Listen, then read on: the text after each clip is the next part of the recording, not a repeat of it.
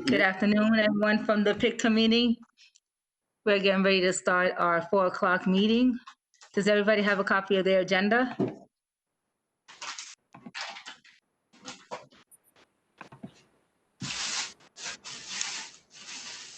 Yes?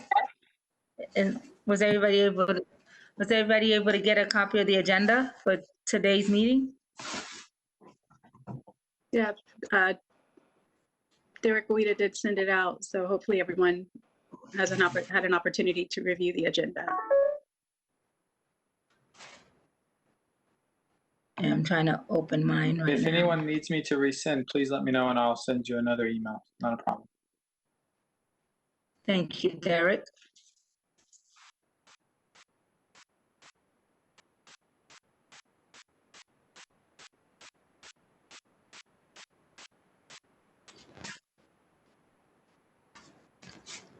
Okay, we'll start with, I'll call the meeting to order.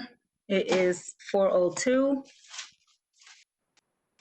And as introductions for everyone who's in the PIC committee, Marcia Zagano as chair of the PIC committee. Who else do we have here today?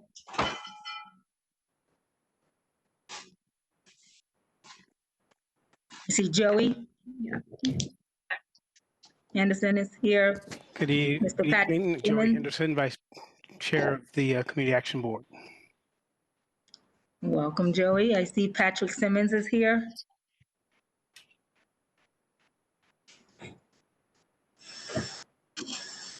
I thought I saw Patrick. I'm here. Okay. This is Mr. Santos Morales is here. Welcome. I'm here, thank you. I think we have Dr. Myrna Hugh. Good afternoon, I'm here. Good afternoon.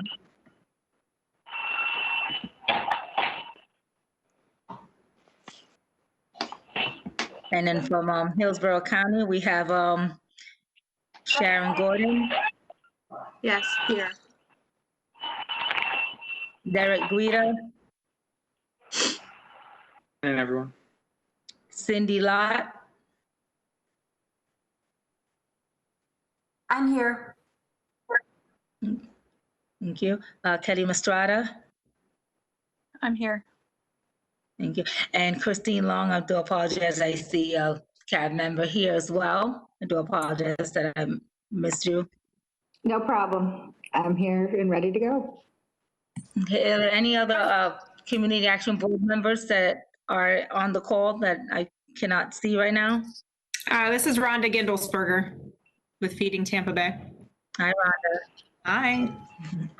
Hi, this is Regina Gambriel. Hi, Regina.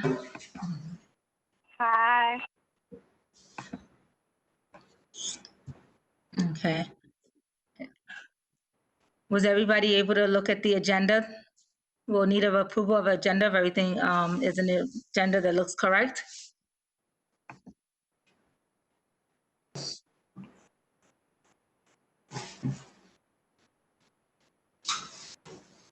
I'll move to the agenda.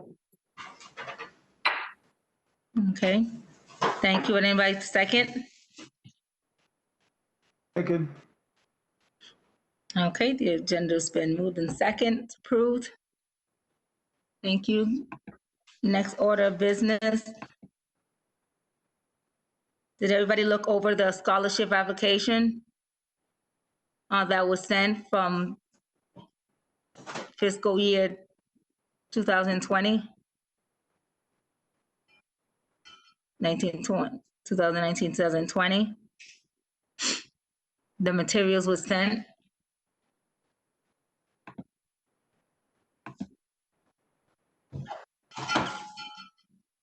Because one of the things that we are going to discuss is possible observations that were sent by committee members on if we wanted to change next year's applications for both incoming and new coming applications.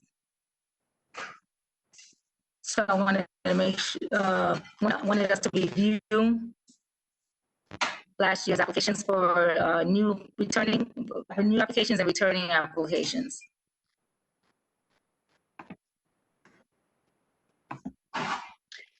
Was anybody able to look over the application? Sharon, you had a question? Yeah, if you don't mind if I interject. Yeah, so, you know, Marcia and I actually, Ms. Dudano, we met prior and discussed the scholarship applications. And if there's any opportunity where we want to revisit the applications to just refine them, Ms. Osea Wynn provided a list of observations from the last cycle that she would like for us to consider in this cycle, which was included as an attachment sent to you. So this is an opportunity to revisit what we've done and how we can improve upon it going forward. So that's all I have, unless you have any questions. Thank you. I know one of the other things that came up was that the applications, I think some of the comments from applicants was that it was a lengthy application. So I wanted to touch on that for a little bit. I'm not sure if there's a way of us shortening that application because some of the materials are mandatory. Yeah, some of the materials, again, Ms. Sedano, this is Sharon speaking. Yeah, some of the materials are mandatory for eligibility determination. It's just the basic CSBG recommendations. However, the other information, the essays, the letters of recommendation, and all the requirements for the scholarship can be tweaked. And if everyone had an opportunity to read the letter or the scholarship observations that Ms. Osea Wynn sent, she provided a list of areas to consider that maybe that would be a good start to seeing if you want to move in that direction. However, you would need to know what the current application looks like in comparison to what it would look like for this upcoming cycle with these changes. So, and also included is the timeline, to address the timeline as well.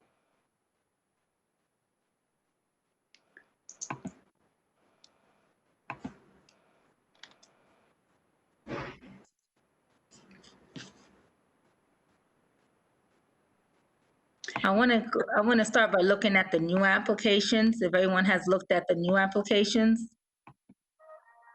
And of course, this is from previous fiscal year.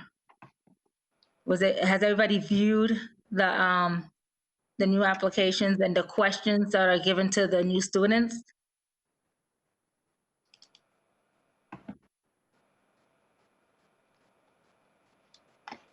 Ms. O'Donnell, will we have time to just go ahead and go over those changes specifically so that we can address them? Are you talking about the observation? Because they're not, that was an observation. Because we're not, or you're saying the changes, what changed? Because those are observations. The new application, I guess, I don't know if I missed that or not. I see the 2019, 2020. What is it? Right. What is it titled? What is the new application? I mean, what file are we looking for? Okay.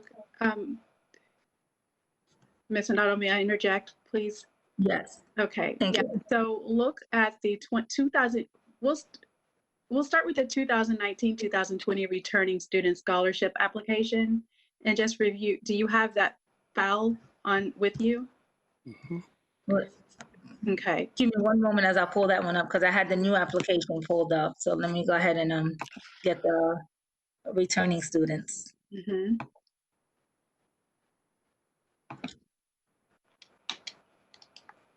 Ms. O'Donnell, I think they, when we did the new sign up for the committees, I think they took my name off, but I was on, and so I didn't receive that email. Who's speaking? I'm sorry. Ms. Gambrell, Regina Gambrell. Regina. Derek, is it possible for you to send the email to Regina, I'll please? send her again now, no problem. Yep. Thank you so much, Derek. Okay. Okay. Does everybody have the returning application for 2019, 2020 up? Yes, ma'am. Thank you. All right, Sharon. Okay. So one of the areas that we were asked for consideration to address is the returning students application. The recommendation is currently the returning students' essay questions pertain more to a financial assessment. So if information about the student's finances is needed, question B to make a determination, then consider asking in a separate section or eliminate altogether. The recommendation was to increase the expectation for returning applicants since they're already in college to prepare them for outside of college and leadership opportunities. So let's first look for the essay portion of it so we could review it as I describe what the recommended changes are. So let me see. I believe it's on page. Bear with me as I scroll through this. Page 5. Page what? Okay. 5. Yeah, page 5. Someone said page 5? Okay. Are we all there? Just let me know. Ms. O'Donnell, let me know when you're ready for me to proceed. I'm ready. Okay. Thank you. Mm-hmm. So the essays should address each of the following items. Describe your most meaningful achievements since you've entered in college and how they relate to your field of study and your future goals. Okay, that's there. How well have your financial needs been met with your total college reward package? We did include that. And do you have any additional non-financial college needs that are unmet? So actually we did address those recommendations. So that's a good thing. So basically she was saying that the essay should be thought-provoking and engaging that will enable returning students to start accessing skills needed after they graduate from college. These are typical questions they may be asked for an entry-level interview after graduation. Other questions that I do not see that we did request, not unless someone finds it. She said questions to propose are describe your leadership style, include examples that demonstrate your style when you used your skills and what was the outcome, and describe how your involvement in activities help you prepare to meet your academic or career goals. So that was the recommendation for the returning students.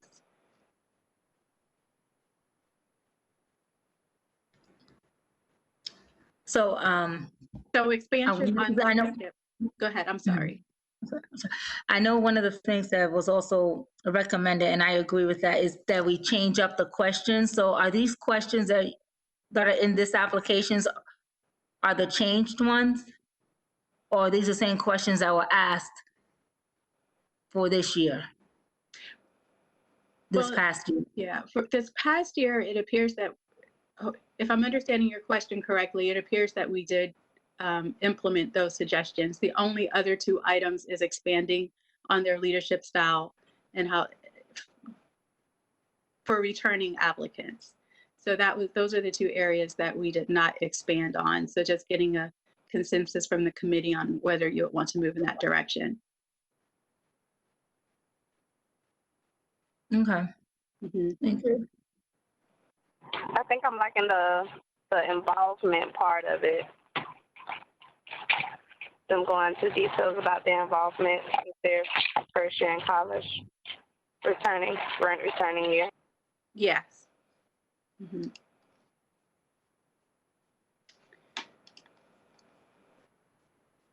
Can I say something? Sure, yes, of course. Just an FYI, these are not new applications. They're the same applications we have been using for a while. It's new students and returning students, but they're the same applications. Mm-hmm. That's why it says new students and returning students. They're the same applications. They haven't been changed. The wording has not been changed for a while. The wording hasn't been changed, but the questions were changed. Which questions? The ones that Sharon just went over. based on the They've recommendation. always been on there. The questions on meaningful achievements since you've entered college and how they relate to your field of study and future goals. Yeah, they've always been on there. Okay, so, Okay. okay. So there's nothing that's what I was trying to see. I was trying to look for the previous one. So all these questions are the same, Cindy? I think that, Yes. yeah. The only Okay. two new questions would be describe your leadership style she wanted to consider for future. Okay. So we're looking at either adding an additional question or eliminating a question and keeping it still 4 questions. Adding a question. Okay.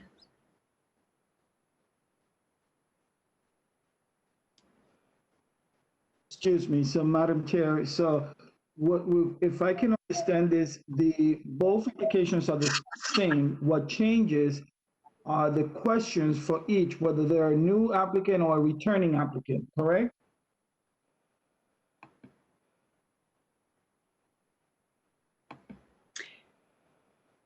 To go back, the only recommendation for enhancement that we have received is to add the proposed leadership style questions for the returning applicants. So it Okay. just basically add on.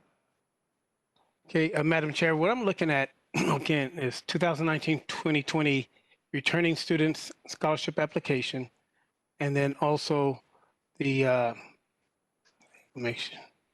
and then the 2019-2020 new student application. And under the scholarship essay requirements, I'm looking at something that's different, unless I'm not sure of the form. Yeah. On the new student application has items under the essay should address each of the following questions is letters A through E. Under the other, it's only A through D. Right, and to answer Santos' questions, the questions are different because it looks like it's like Joey just said, for new applications it's A through E and the questions are different, and then Right. for the returning ones is A through D and the questions are different. So Correct. I'm trying to understand, were they both, and Cindy, you couldn't help me out here, were they both part of the both questions were from the returning or the new? Or were the questions always different previously? Oops, sorry. The questions have been the same for a while. Like they're the same applications. It's just different information that goes to the new students than we send to the returning students, based on whether they just came out of high school or are returning, which has been in school, in college, and are continuing to attend. And this is Sharon speaking. The idea is that returning students, their essay questions should be more thought-provoking now that they are in college, Right. universities, Right. versus someone who's just leaving high school. Right. So they're different. Okay, so there, if I may, Madam Chair, so if they're different, so the questions are different. Yes. Yes, that's what we're agreeing on, right? The essay, I don't think that the questions are different. yeah, everything else may be the same, but the Right. questions for the essays are different. And Correct. So the question is, for the 2019 to the 2020, and I'm looking at both of them, the questions are different. Yes, I see that as well.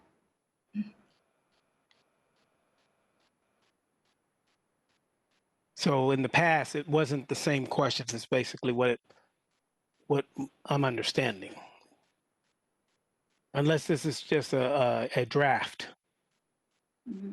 These applications are what we used for the last cycle, scholarship cycle. Okay. So these were live and active, yes. Okay.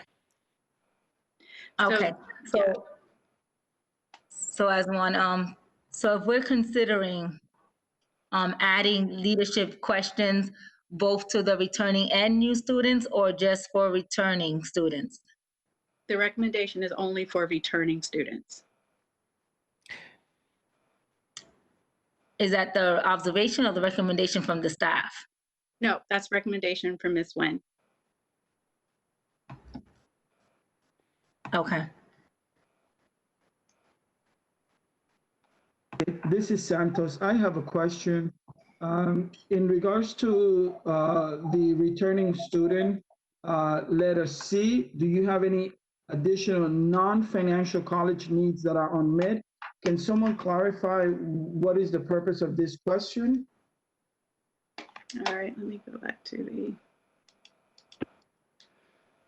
This is an application for financial, for scholarship. So what is it that we're trying to gauge from the applicant about non-financial college needs?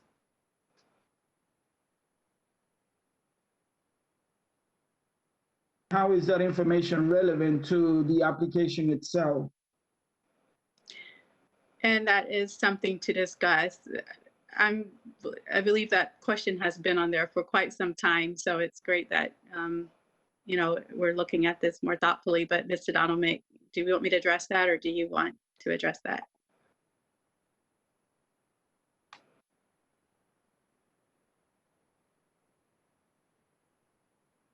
Hello.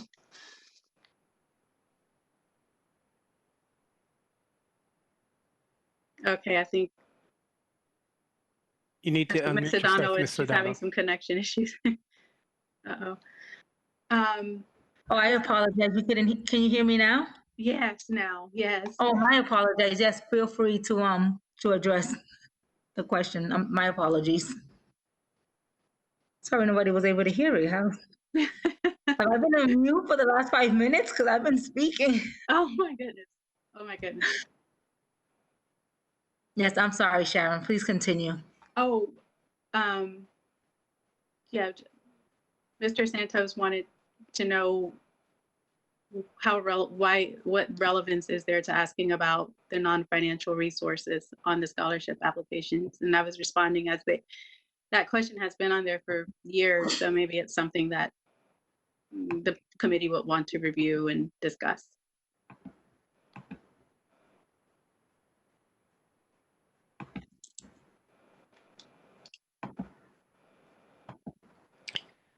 Madam Chair, if I may, haven't served on this committee before, and I think that question came up in recognizing that there were returning college students who were applying for the funds, and realizing that that there were still some expenses that were unmet. But I agree with you, Mr. Santos, in retrospect, thinking about what that question, the relevancy of that question. That didn't mean that they're going to get any more money. And maybe it's something that's not even a question that we need to ask if it's not going to have some kind of financial benefit tied to it. So, good point.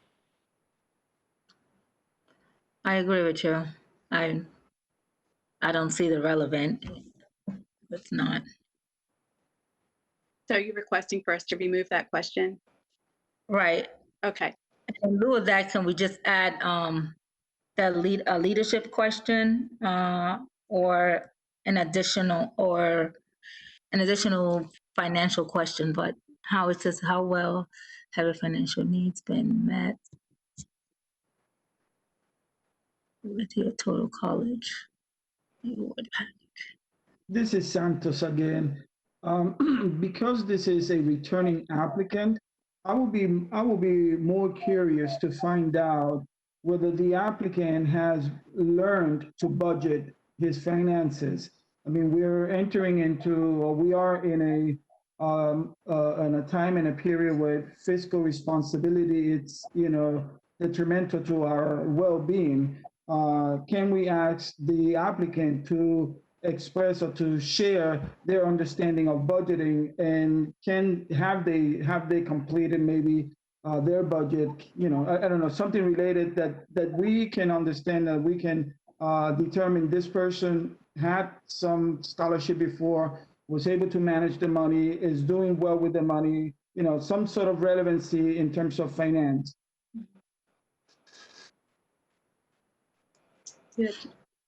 That's good.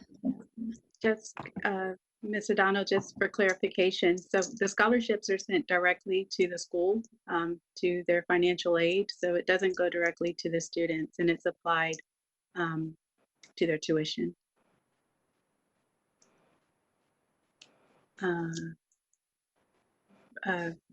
But you're requesting for us to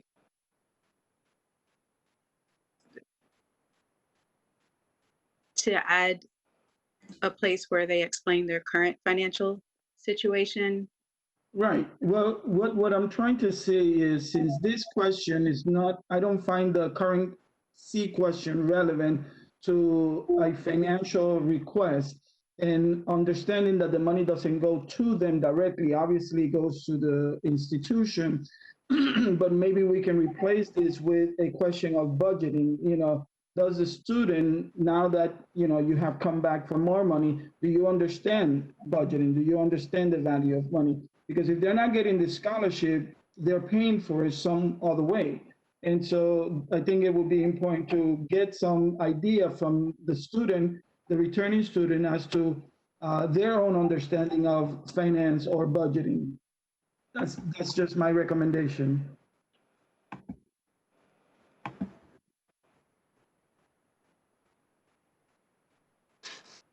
We will follow the direction of the committee. Just let us know what you would like.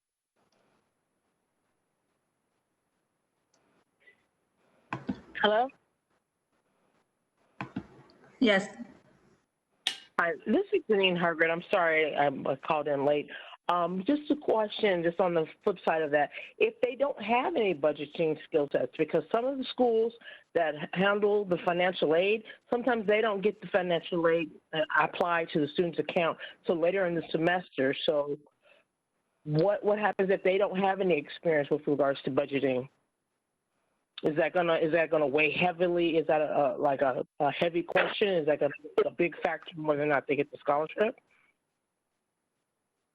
This is Mr. Henderson. I'm agreeing with Ms. Hargreaves because in one sense, Mr. Morales, you do make a good point about item C not being really relevant. There's not going to be any more relevancy if they know how to budget or not. It's important for them to know how, and we can encourage it. But again, that has nothing to do with tying this into them getting the scholarship. That's what I think. Right, and I guess what I'm hearing is, and thank you, and I do apologize, thank you, Ms. Harvard, for joining in. And you raise a valid question, because that would weigh on their scoring. So I'm not sure, we could try to add that as a secondary question, like a two-part question. If they had any budgeting workshops or how they budget, but I wouldn't want to address that question alone as if they didn't have any other budgeting workshops or. I'm just interjecting here real quick. Perhaps we can do a question like those cursed word problems in math that we used to have, and like give them a hypothetical, like if you know that you have to pay such and such and such and such and such, these are your bills, you had this amount, what would you do with it? How would you try to address your bills, what your budget is, potentially, and see what they say. I mean, because some people think that, paying your cell phone bill is more important than paying your light bill. Ms. Gordon, maybe you can speak to this, but I know in the Family Empowerment Program, they had that family stabilization thing that you do online. We're trying to move into that area. But I don't think it would be like a essay question, or it would be more so take this and send a certificate that you completed it. Yeah. To the University Extension Office, University of Florida. Yes, we do have a partnership with the Extension Office. They provide financial budgeting workshops for our FEP families. However, I can't speak to it today on expanding that to our scholarship students. And maybe Cindy, do you have anything to add to that, or?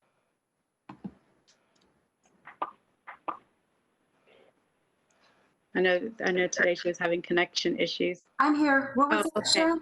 Yeah, I I'm was sorry. Ms. Kimbrell recommended, like the FEP, offering a budget workshop to the scholarship students instead of adding a question in the scholarship essay regarding their knowledge of budgeting.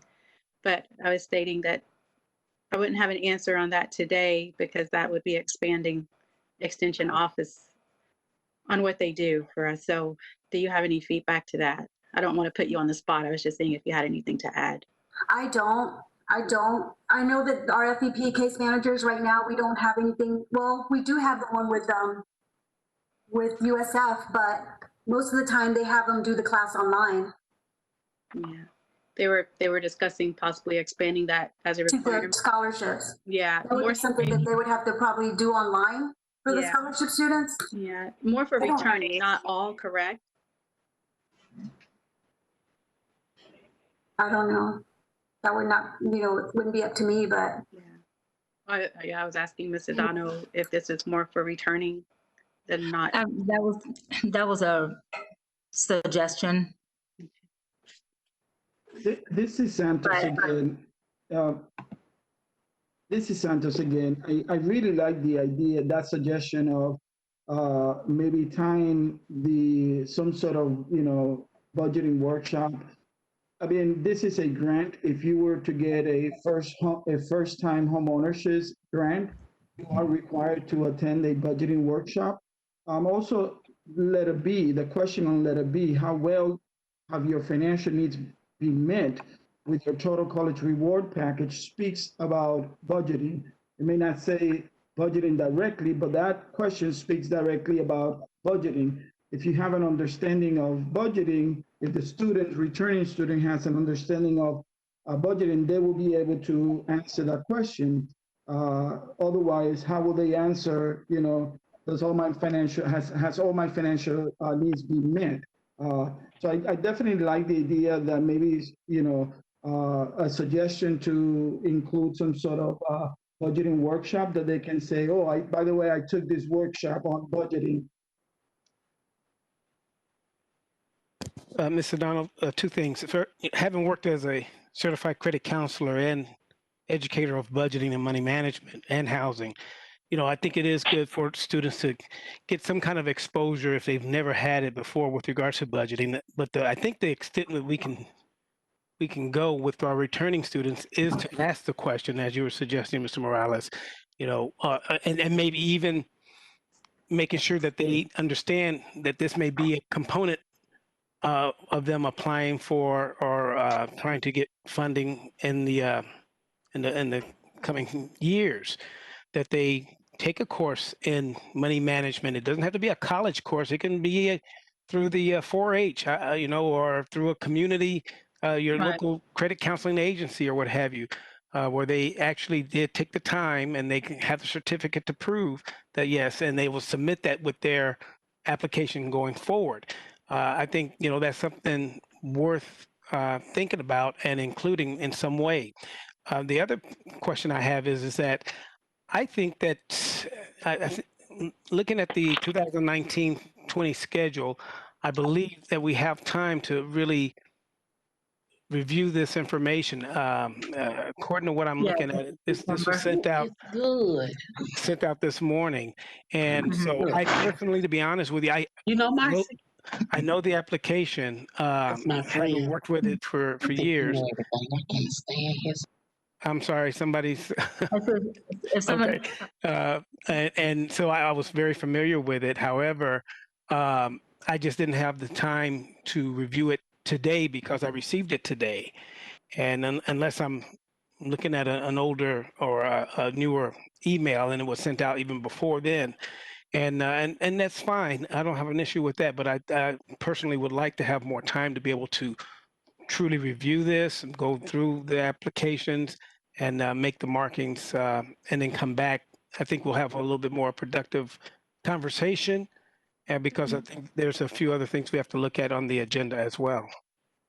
Right, and I think that's the reason why we wanted to start early, to give ourselves some time for the question, which is why they put in the observation and suggestions that was sent from one of our community, our CAB members, just so we can have this open dialogue as to what we should, what questions we want, what we want to change, what we want to omit. And as you said, Jerry, we do have more of, we have a few months. As everyone looking at the timeline. And I did want to say now with this question, I do like the budget. And then we can move on to another category in the returning application and run to the new application. But do we want this question of budget addressed as its own question or as an additional question? Because I like what Santos says, how question B, and maybe including a portion that has to do with budgeting. Or does everyone want the question to stand alone that it would include budgeting? Any thoughts? I think we'll reach out to Ms. Leslie over at the University of Florida is online and then at its own pace. And I think it should be in just a question, not necessarily an essay. Or even just a link to the online thing so that they could actually log in and go through it, and then they would just submit over their certificate along with the application. So I'm more so thinking of beginning first timers doing that ahead of time so that they could just understand about budgeting and starting college. So that's the idea that I was thinking of about it. There's an extra requirement to turn in. So you're saying that for a new application versus a returning?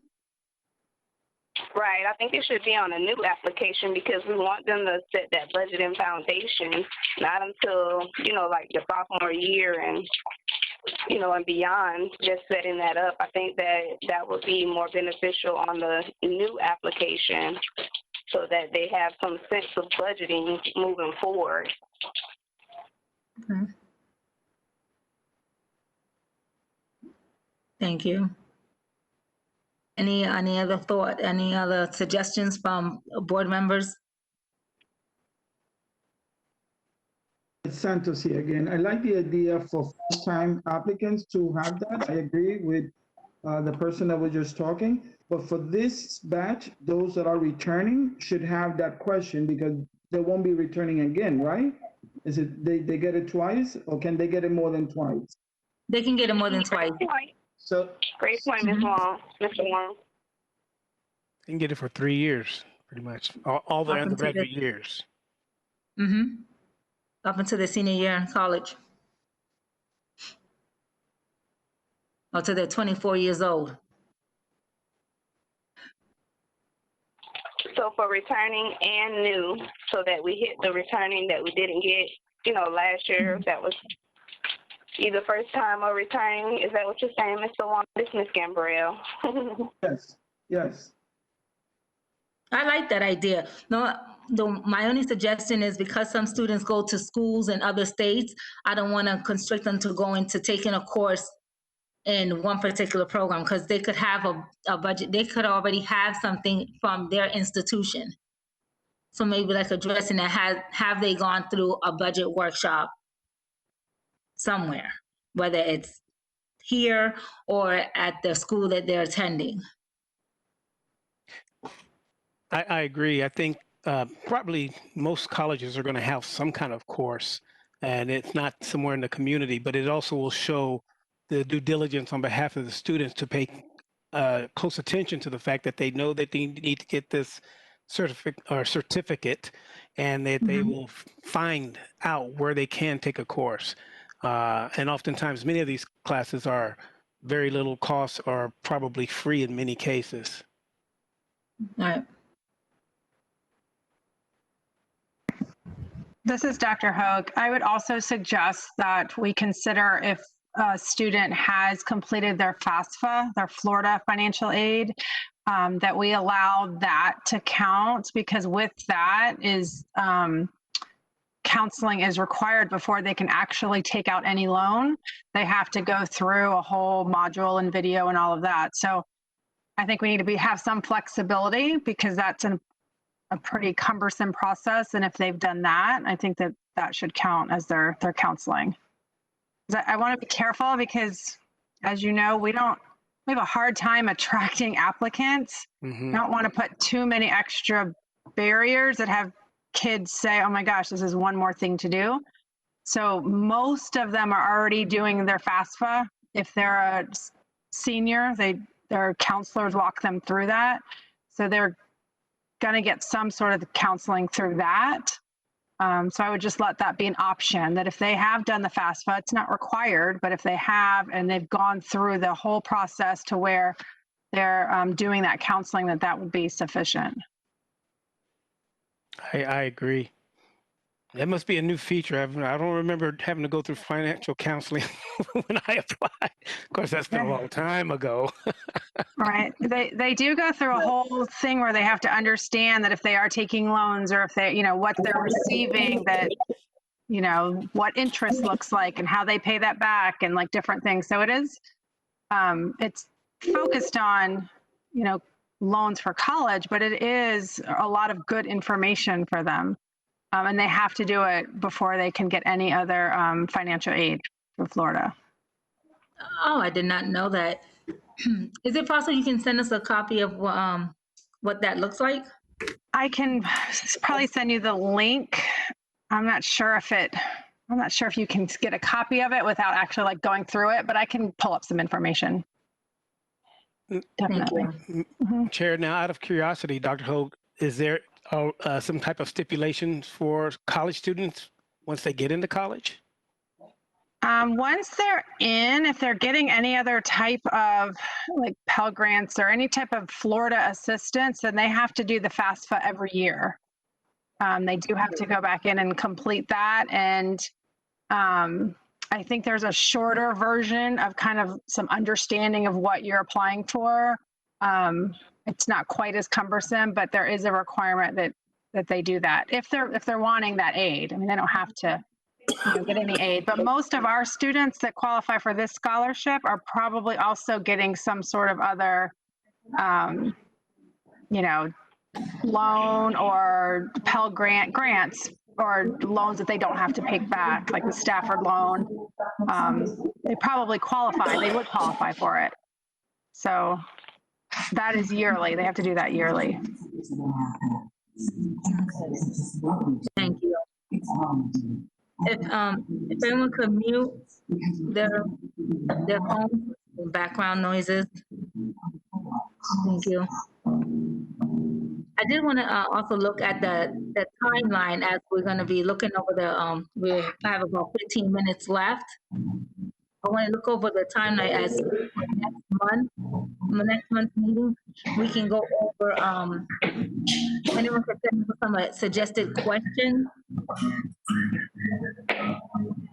Well, because what we have, what I want to go over, which I don't think it wasn't included in the email, was the matrix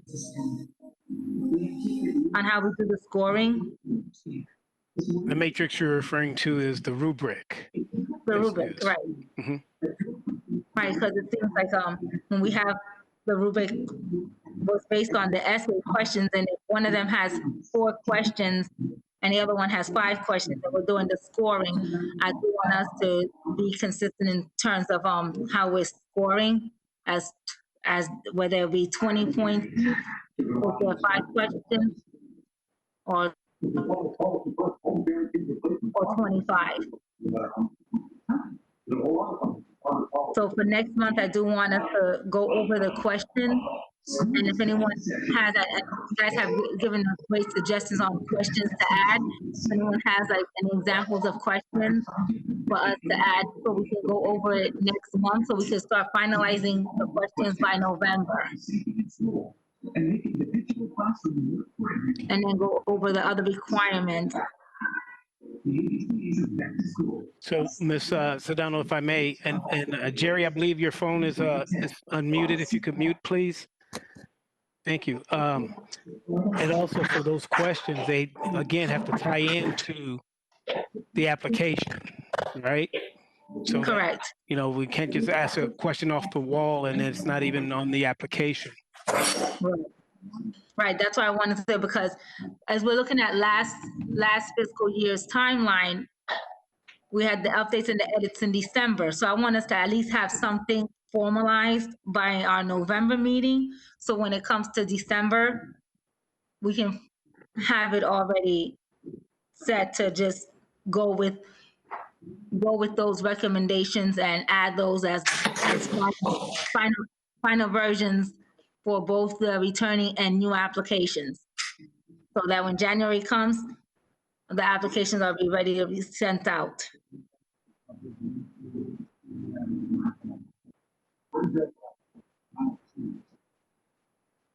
I know everyone's looking at previous fiscal year timeline. Everyone had a chance to review it or look over it. Because we'll be following somewhat those traits after December. But here we have a little bit of a leeway as we're starting a little bit early in reviewing the application. That's how serious the virus outbreak was and how we actively.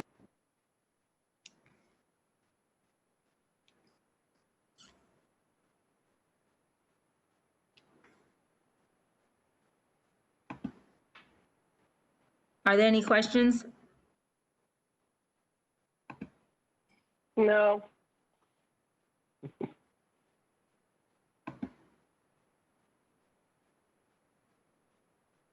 I know one of the other suggestions that was sent was about the GPA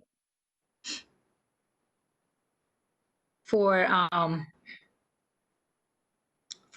the new applicants to consider reducing it from 2.5 to 2.0 GPA with required community service hours, work experience. I'm sorry. Mr. Donald, why was that requested? That wasn't because that was recommended. It was on the observations? On the observation, correct. Yeah, I believe that someone brought that up when we were still doing in-person meetings, correct? Yes. Yeah.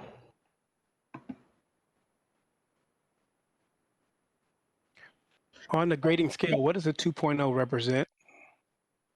Things have changed, I know. Dr. Hogue, would you? So, I mean, a 2.0 would be like mainly, like if you got all C's, you'd be a 2.0.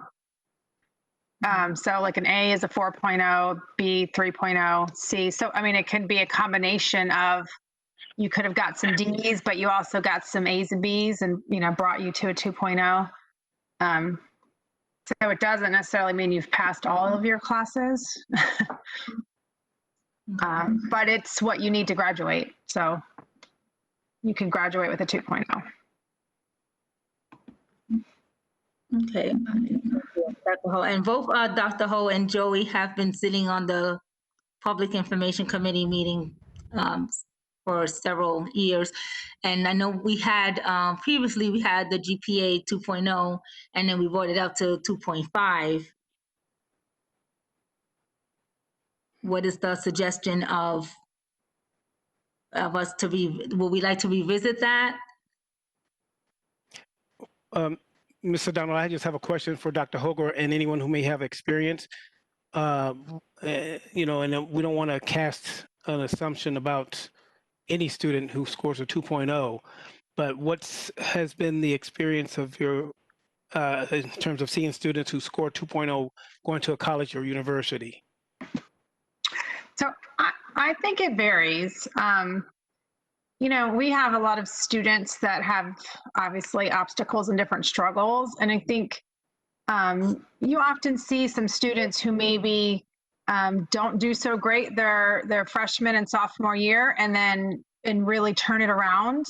And sometimes once you've kind of done the damage, it's hard to turn it around. So sometimes, you know, a 2.1, a 2.2 is a student who had D's and F's and then decided, you know what, I'm going to turn this around and I'm going to, you know, do better. So I think it's really hard to just judge and say, okay, a student with a 2.0 is not going to be successful. Mm-hmm. It's almost like you really need the overall picture of, you know, maybe more recent, maybe, you know, looking also at the report cards, you know, how was junior and senior year, you know, compared, was there progress? I think a lot goes into it. And, you know, I've seen some kids who barely graduate, but then have that drive and, you know, maybe go to community college and then end up at a university. So it doesn't always mean that they don't have the ability to succeed. And you know, you've read the essays. You know, we've had homeless students sleeping in ditches, and we've had, you know, all kinds of different struggles where they pull it together. And to me, honestly, graduating is graduating, and you've made it. Now, I mean, they're probably not going to get into USF with a 2.0, so you're probably looking at more of a community college. And I think I would want to see a student given a chance, especially if their grades got better as they progressed in high school.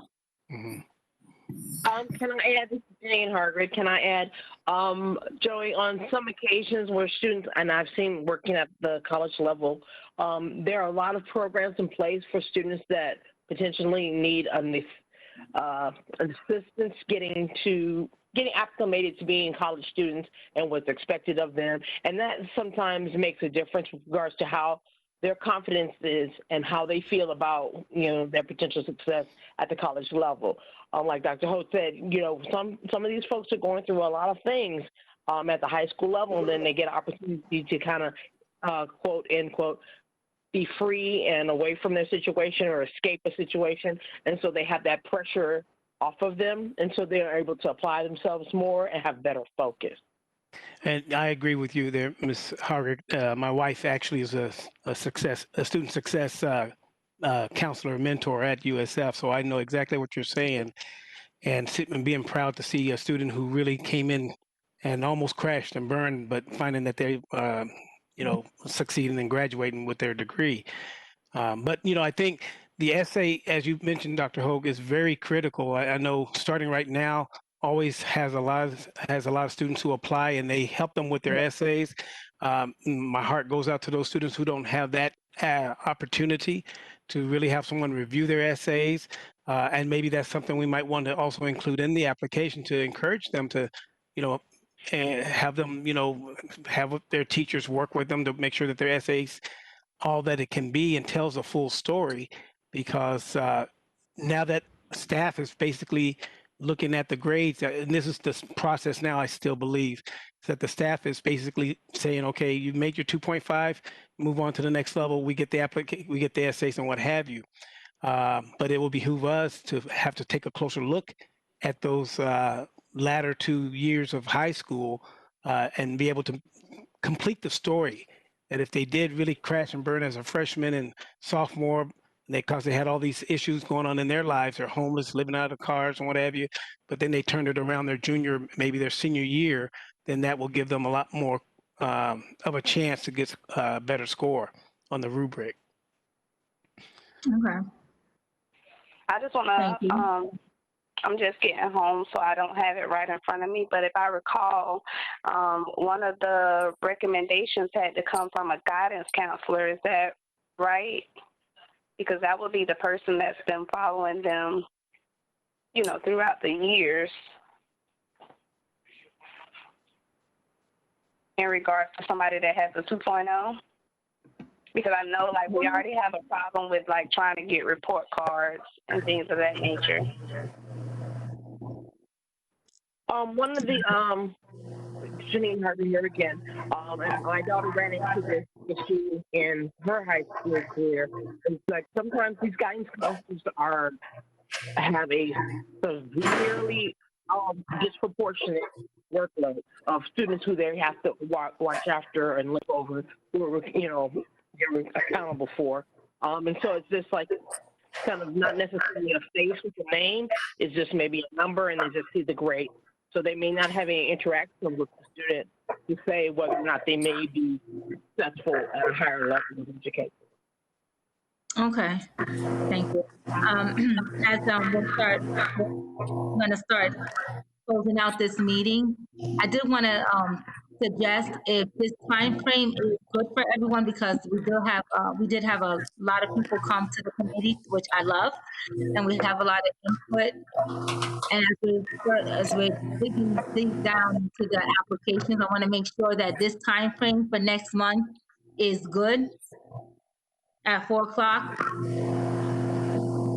Yeah, for committee members. We want to stay with this time, which will be October 14th at 4 o'clock.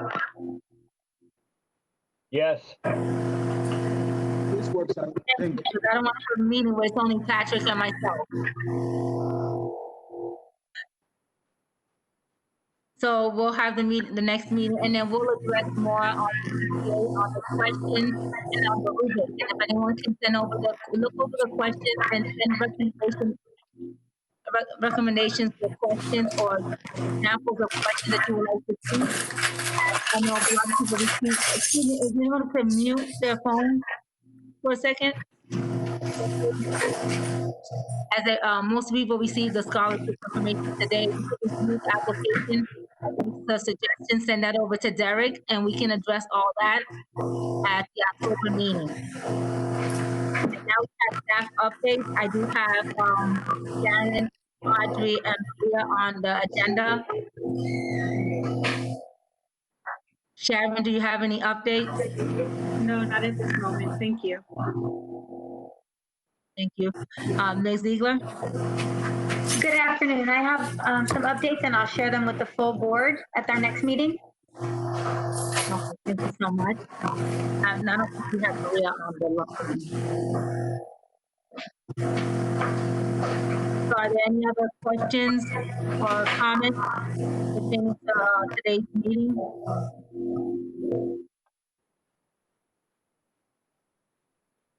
Okay, well. For the good of the order.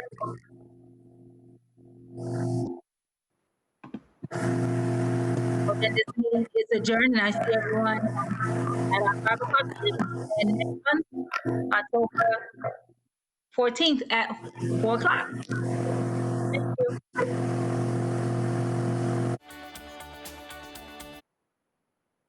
Introductions. How are we going to do this today? Let's see, I can just go by the order. I see you as participants. If you can respond by saying present or here. Chin Mai. I'm here. Christine Long. I'm here. Cindy Lott.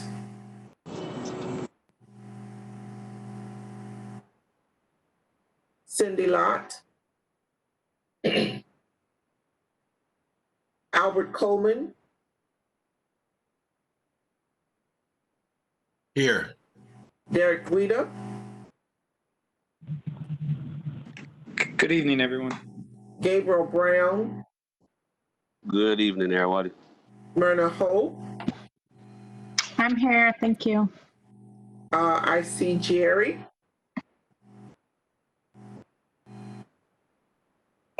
For reporter, I'm here. Oh, okay. Thank you. Mr. Vice Chair, Mr. Joey. I'm here. Thank you. Kelly Mistrada. I'm here. Marcia Sedana. I'm here. Noreen Miller. I'm here. Osea Wynn. Present. Pat Simmons. I'm here. Mr. Simmons, it looks like you're on 2 times. I am. Regina Gambrell. I'm here. Rhonda Giselberger, Present, thank you. Somalia Davis, Samilia, present. Samilia, I apologize, That's okay. Santos Morales, Afternoon, I'm right here. Sharon Gordon, Here. William Thomas. Here. It looks like Ray's. Is that? I'm not sure who this is. It says W. Ray's S.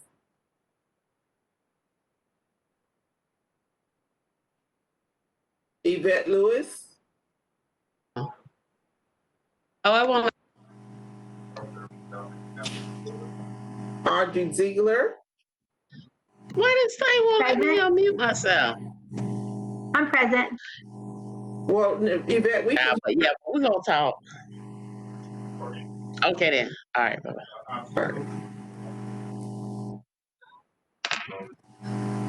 Oh, this damn. Miss Lewis, we can hear you. Okay. Oh, because I didn't know if you can hear me or not. Because I was about to cuss. Yes, ma'am. We can hear you. Oh, okay. Okay, I'm here. Thank you. I can't see y'all. I got a new laptop. Okay, did I leave anyone out? Janine Hargret, present. Okay, Miss Hargret. Okay, did I miss anyone else from there? All right, moving right along on the agenda.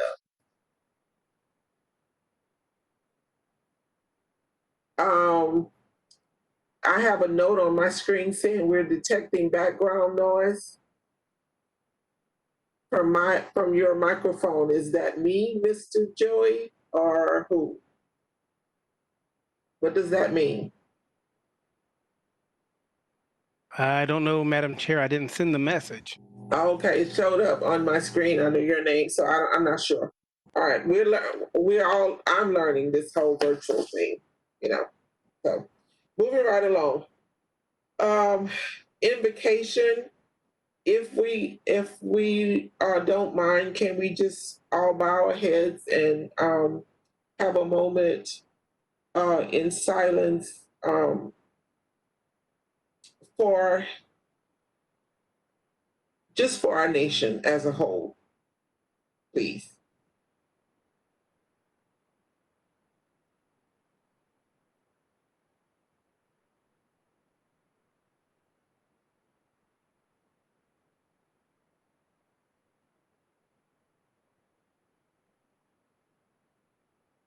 Thank you.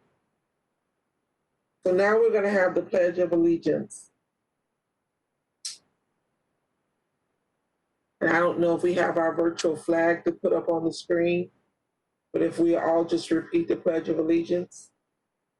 I pledge of allegiance to the flag of the United States of America and to the republic for which it stands, one nation, under God, indivisible, with liberty and justice for all.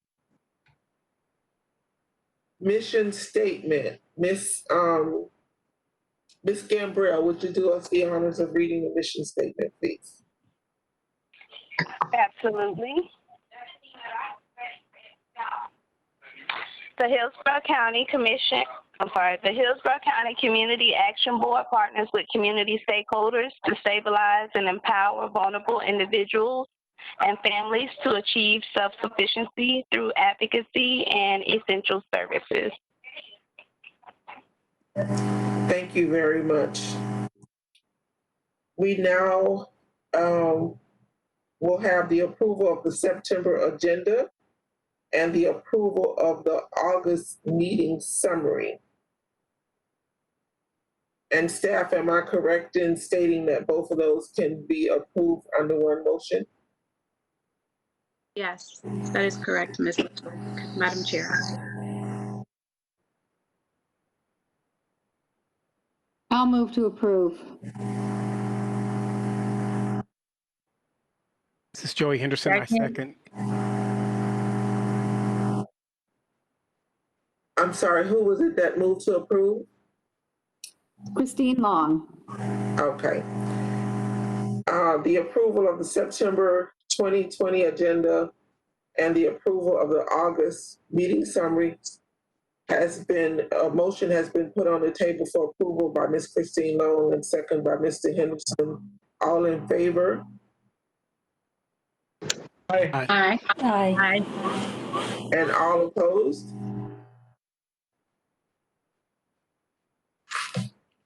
And I do apologize, I am practicing proper order with titles. I apologize, Mr. Henderson, Mr. Vice Chair. You're forgiven. Okay, now we're gonna have the social services managers updates, please. Mr. Gerard, if you're on the call. Good evening, board members. This is Audrey Ziegler. I apologize. Mr. Gerard will not be in attendance this evening. He had a death in his family and he was heading out of town late this evening, so I'm sorry he's not here with us.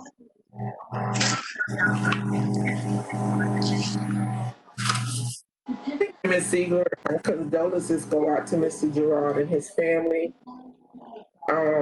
Ms. Sharon Gordon. Yes, our family empowerment staff, they're continuing to assist customers in CSBG cares in the regular CSBG. And we received quite a few referrals for the CSBG care, so we're processing those payments. And just to briefly note, Ms. Gillis wanted me to send you her apologies. She is currently on leave. However, if you need to reach her, please email her because she's checking her email. And she did provide additional updates for me to cover in the social services update towards the end of the agenda. And that's all that I have. Thank you. Thank you, Ms. Gordon. Ms. Shelley Hamilton Ray.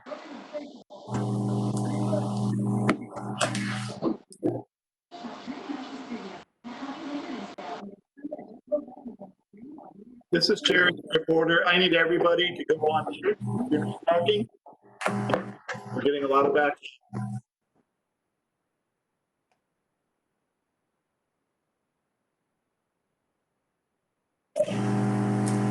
Is Ms. Hamilton Ray on the phone or on the call?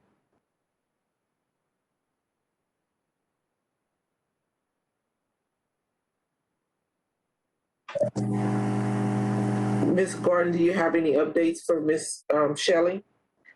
Madam Chair, Ms. Ray is actually on the call. Maybe there's some connection issues, so I'm not sure what's happening. Oh, she turned on her mic. Hi, can you hear me? Hello? I can hear you, yes.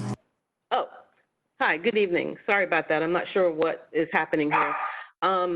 And right at this moment, my four-legged coworkers are deciding to interject as well. So I'll be brief. Just wanted to update that I did meet with the West Central Advisory Council this past week, and they are still currently working towards their community engagement project and trying to determine how best to work with the community that has been impacted by COVID. Also, Lee Davis, the site is still being used for testing. However, they have reduced the hours. So that's really all I have to report at this time, if there are any questions.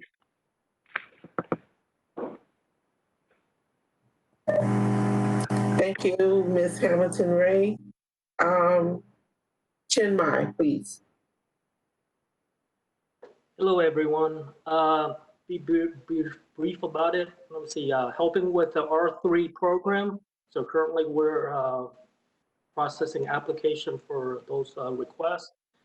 And our South Shore Advisory Board has elected a new president. Her name is Christine Trimmer.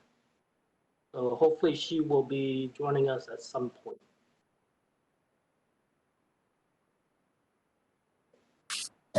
Thank you, sir. Ms. Angela Madero. Hello, just like Chen, we are doing the R3 program. We have our training staff also assisting with reviewing applications at this time, in addition to providing support to the rest of the department for technical system and policy questions. Thank you very much. Ms. Kelly Estrada?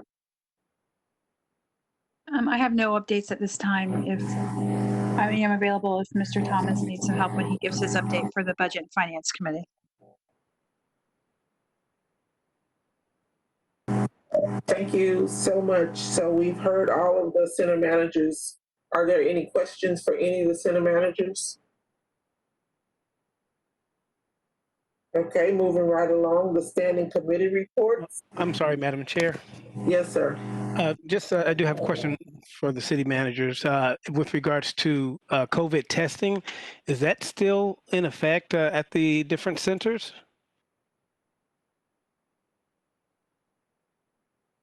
This is Chen. Yes, it is, Joey.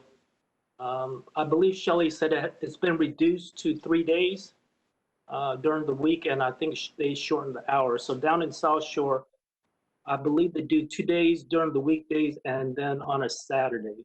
And I think in Plant City, it's 3 days during the weekdays. Okay, and one must call the centers to schedule an appointment, or will they just be able to show up on one of those days of I think they can operation? do both. I mean, preferably they want to call for an appointment to make it easier, but yeah, they can walk up as well. Okay, thank you, sir. Mhm.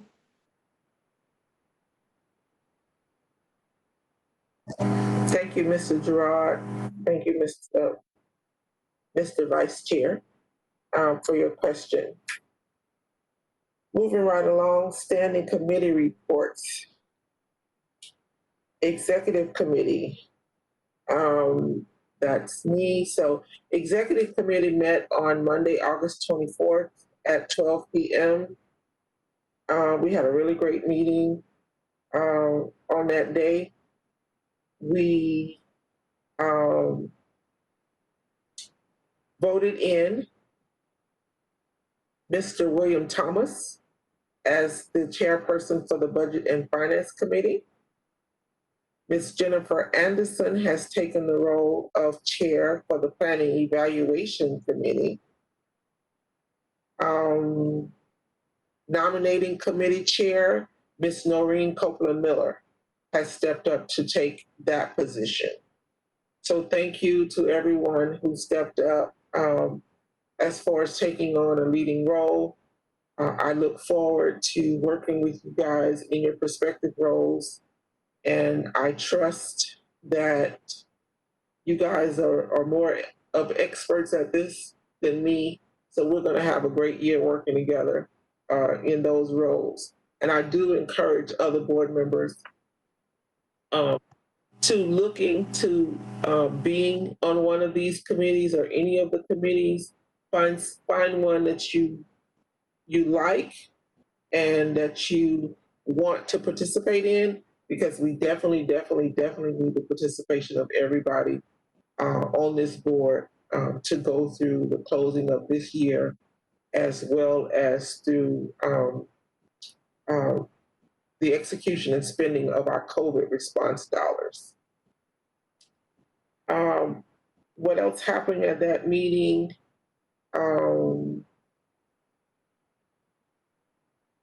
We talked about the attendance, making sure that board members are in attendance. I think that is going to be put on the agenda for the executive cab meetings going forward to make sure we do the board attendance review. We talked about community partnership proposals. And I know committees met today, so we'll have the rest of that, the outcomes of those from your committee reports going forward. And I don't think I missed anything as far as the executive cab meeting. If I did, please, someone correct me. And our next executive cab meeting is when, Derek? Because I had it set for September 9th. When is our next executive cab meeting? I'm sorry. It'll be September 17th, but that may change. But I'm hoping that we'll be able to keep the September 17th date that we had originally scheduled sometime. Okay, great. Thank you. Does anyone have any questions regarding the executive meeting that was held? Do you participate? How do you get more information? How do you get more information and participate in an executive cab meeting? The emails or the invites are sent out by Mr. Guida. Those meetings are typically held during the day, but the invites should go out to, correct me again, staff, if I'm wrong, should go out to all of the board members, but the committee, the standing committee heads, we ask that they be in attendance. Are we opening it up to the entire board, staff? Has it always been? I don't remember. I'm sorry. Typically, it's been the CAB executive team, and then we added the committee chairs. But it's up to the will of the board and chair on how to proceed. Just please let staff know. Madam Chair, if I may. Yes, sir. Mr. Guida, was the executive board meeting, is it also broadcasted? Mr. Henderson, it is broadcasted to the public like all the meetings are currently. Thank you. So is it the consensus of the board that the entire board receive an invitation to the executive staff meeting? Executive staff meetings is where we take a look at items on the table, we hash them out prior to coming to the full board meeting. And then we give reports based on what we discussed in the executive meeting at the full board meeting. Madam Chair, this is Mr. Henderson. It's been my experience. I recently was in a finance committee meeting for a board, and we just fell 2 people short of having a board meeting. So at the risk of having yet another board meeting, and being that the executive meeting is televised, and so that we can focus on what we need to focus on as the executive board, I wouldn't be in favor of just opening it up and just having a lot more conversation than we probably need to have to be engaged with. Thank you, Mr. Vice Chair. Are there any more comments around? Madam Chair, this is Noreen. I believe that you sent out a list to ask all board members to join a committee. And my experience is in the past, the committee chair shares with her committee or his committee what's going on in the executive committee meeting. So I don't know if all board members are on a committee, but I do ask that those committee members, when something's going on, that we do get information. So usually it's been disseminated by the committee chair, those members on their committee. Thank you, Ms. Copeland-Miller. And I don't want to be out of order, but I concur with Mr. Vice Chair that the meetings, the committee chair attend these meetings and share that information back with their actual committee so that we are not having multiple back-to-back board meetings. Because the same thing we discuss at the executive meeting is the same thing we present at the board meeting. The only difference is we've had time to just kind of hash it out, throw out some ideas so that that committee chair can bring them to the full board. Okay, Madam Chair, that's what I was saying. Maybe I rephrased it wrong, but that's what I was saying. Yes, ma'am. Thank you, that concurring with you. Okay. And I apologize, guys, if I am a little off today. I have a full or have a full plate. I won't tell you what I'm working on, but I also had some dental work done. So I am I'm slurring a little bit. I haven't been drinking. I'm just slurring a little bit from dental work done. Okay.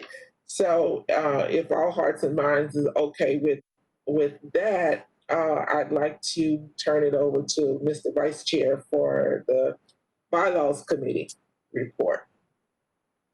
Thank you, Madam Chair. The Bylaws Committee did not meet, and I don't know if I had, other than Ms. Noreen Copeland-Miller, who was interested, I believe, in serving on that committee. But I did send an email to staff and to you, Madam Chair, regarding the bylaws, that I found some discrepancies in the bylaws, and I highlighted them in terms of where things are located on the pages. I wanted some direction as to, first of all, I wanted to make sure that I had the right set of bylaws, which were dated, the last ones were dated 8/14/2019. And I just wanted some further input. So as of right now, I did not,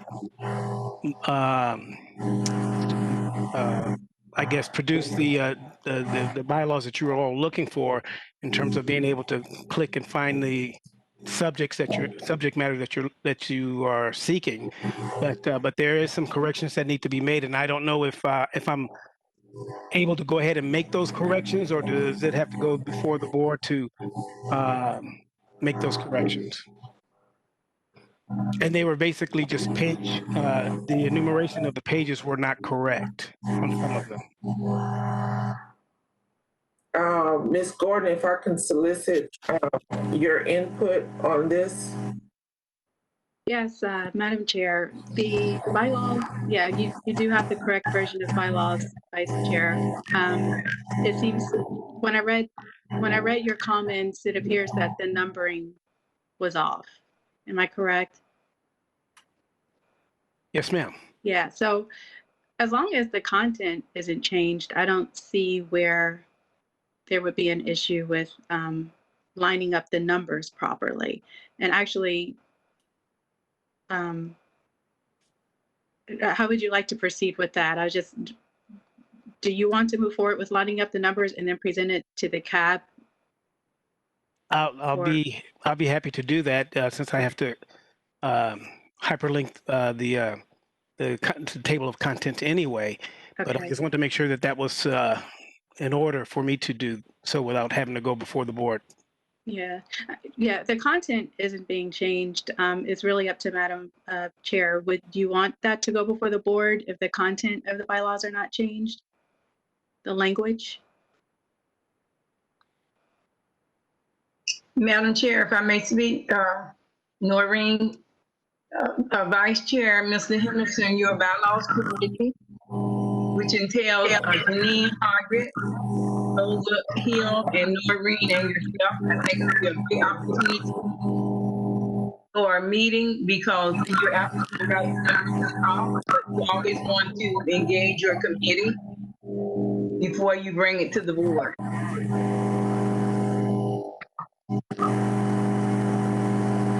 Okay, thank you, Ms.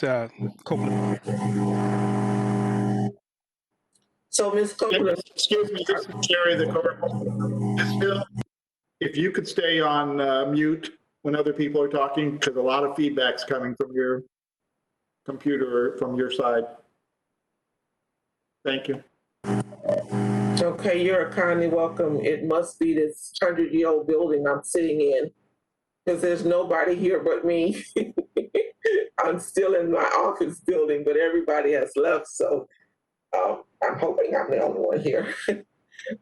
Okay, but I will keep that muted. So, Ms. Copeland-Miller, you are requesting that Mr. Vice Chair have a committee meeting prior to changing the numbers in the bylaws. Yes. Yes. And also, Madam Chair, besides you and Ms. Copeland-Miller, who else had come aboard to this committee? Because I didn't get a written copy. I don't recall. Janine Hargett is on the list that Derek sent out. Janine Hargett, myself, and Ms. Hill.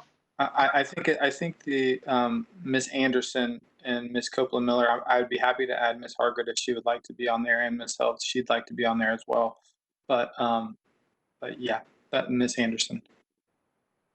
Okay.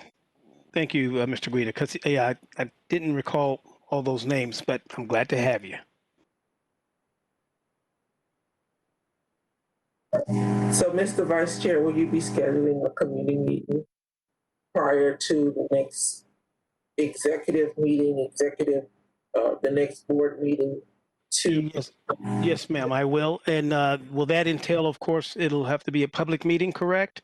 And we'll have to do this WebEx. If there's more than one community action board member, yes, it'll have to be a WebEx live meeting. So we'll just get some dates from you, Mr. Henderson, and we'll go forward. That sounds great. Thank you. That's my, if there are no other questions or input, that's my report. Thank you, Mr. Vice Chair, for your report. Next, we have on the agenda Budget and Finance, Mr. William Thomas. Thank you, Madam Chair. The Budget and Finance Committee had a joint meeting with the Planning Committee this morning. The Budget and Finance component took from about 9:30 to about 10:05 a.m. this morning. Just a couple of bullet points. Kelly Estrada did a great job in presenting some data. One of the handouts that I believe all the board members have is I like to point out, is oh goodness. Is the Community Action Board Financial Summary, which was included in your handout. I wanted to point out just a couple of items for the board to vet out on. One, the Financial Summary Grant Fiscal Year 2020. At the bottom of the page, I noted there was a date of 4/1/2018 to March 31st, 2019. Just wanted to verify if that was an error, or was that correctly reflected as far as the dates? The other bullet point, and once I conclude, folks can chime in. The other bullet point that came out of the meeting this morning was the FEP in regard to the budget line for FEP funding. We currently are serving 54 participants. And again, those that are in can correct me if I'm wrong. The consensus was that we need to really focus on increasing that number. I believe the objective was around 74, 75. One of the discussion points was, in light of the pandemic, some resources did get reallocated. So there were a number of FPP could not be served at that time. I would like to point out that we need to make sure that matches the administrative component as well, because I noted on the budget summary, we have administrative fees, which I'm sure some of those should coincide with the number of FEP participants. The last point I wanted to note was, just going through my notes here, wanted to present before the board of setting an expectation. Obviously, our budget year ends in March 31st, 2021, and just ask for the board to just think on it, Madam Chair, regarding making sure we make an effort to assist staff in whatever way we can to ensure those funds are expended. So as you look over your financial summary, just think on that, and I'll probably be a little more specific at the next meeting in October. Thank you, and that's all I have to report. I'm open for any comments, corrections, or suggestions. Mr. Thomas, thank you for pointing out that date. That date is incorrect. It is April 1, 19, I'm sorry, we're 2020. April 1, 2020 through March 31st, 2021 for the grant year. And I will update that for the next meeting. I think that was the only thing that you pointed out for me. The administrative and the other program expenses that are reported, that is set by the grant, the percentage that we're allowed to take. So that will just always be standard. And I also wanted just to give you an update. I know earlier today on the Finance Committee meeting, there was a question regarding the CSBG CARES budget. I did reach out to the grant manager and left her a message.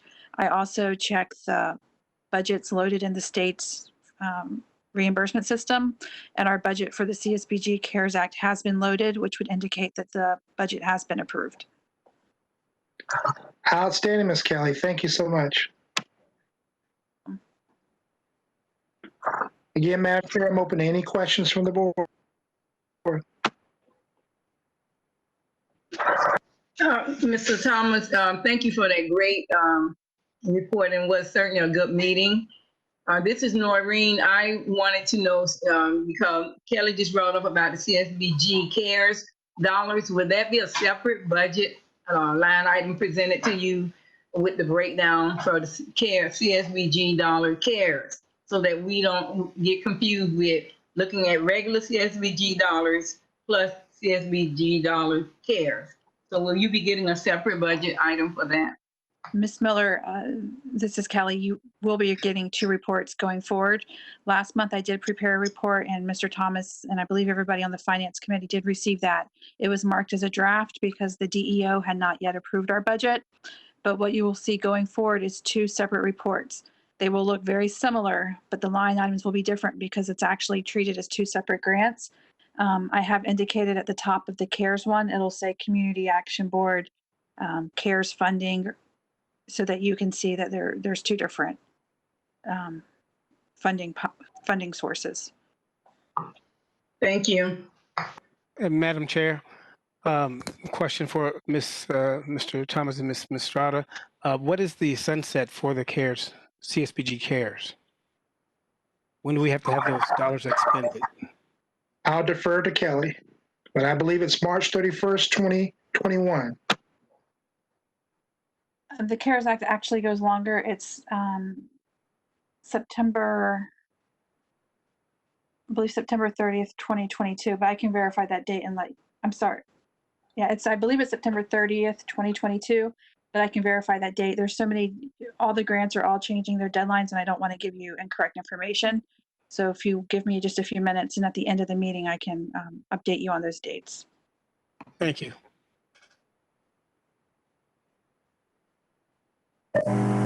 Do we have any more questions regarding the budget?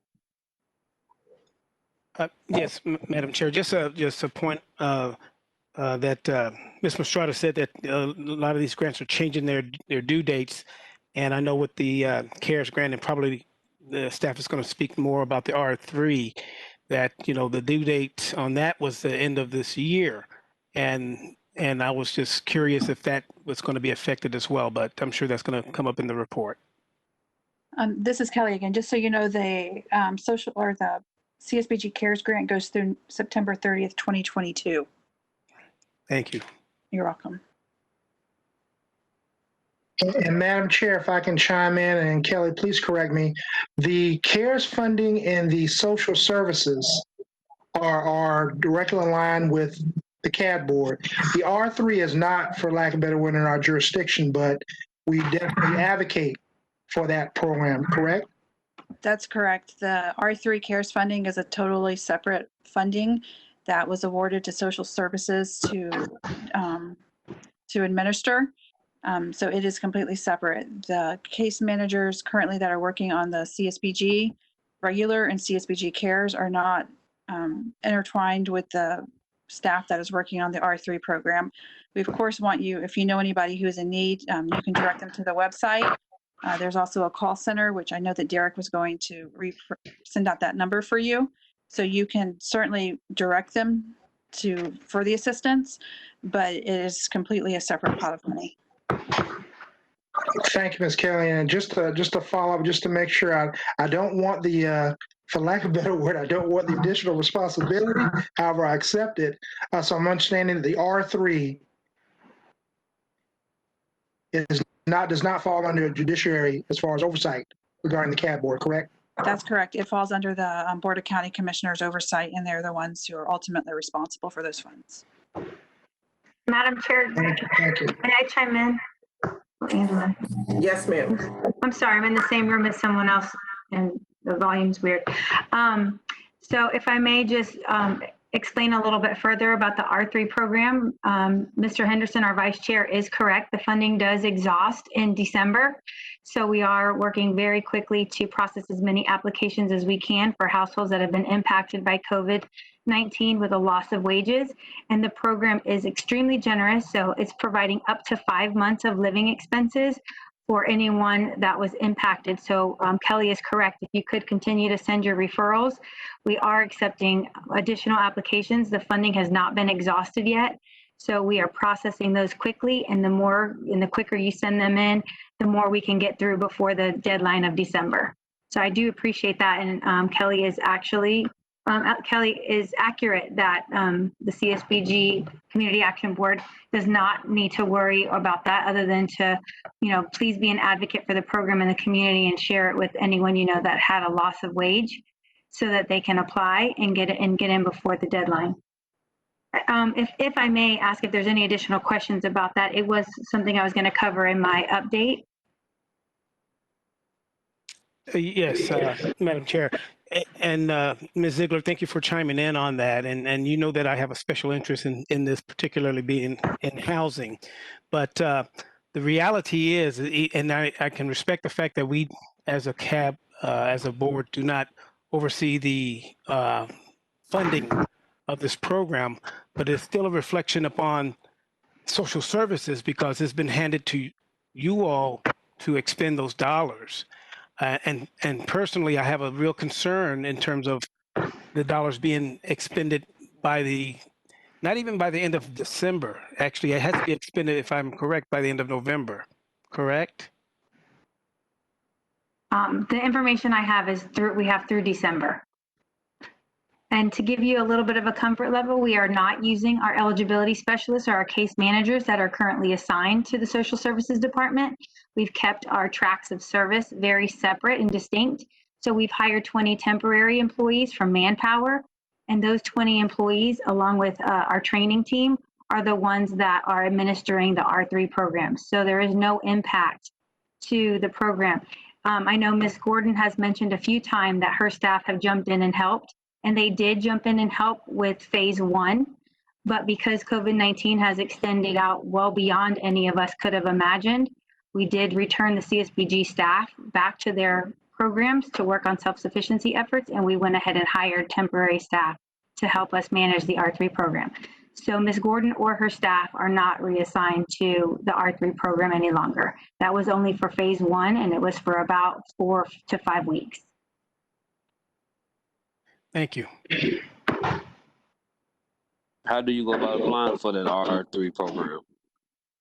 Mr. Guida should have sent some information this morning to the full board. If he only sent it to the group that met earlier today, I'll ask that he share it again.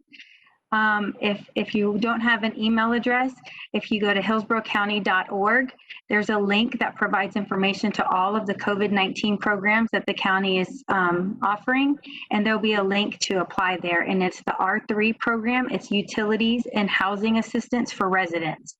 And there's a link to an application, so anyone can apply online.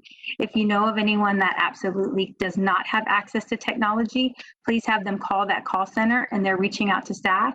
And we are sending paper applications so that the applicant can attest to all the things that the CARES Funding Act requires, and then they can resubmit their application, or their eligibility documents via the US mail. So we do have a process available for that. We have not had anyone take advantage of that yet. Everyone has been able to apply online, but we did make that available last week, just in case there's anyone that is missing an opportunity to apply for lack of having technology.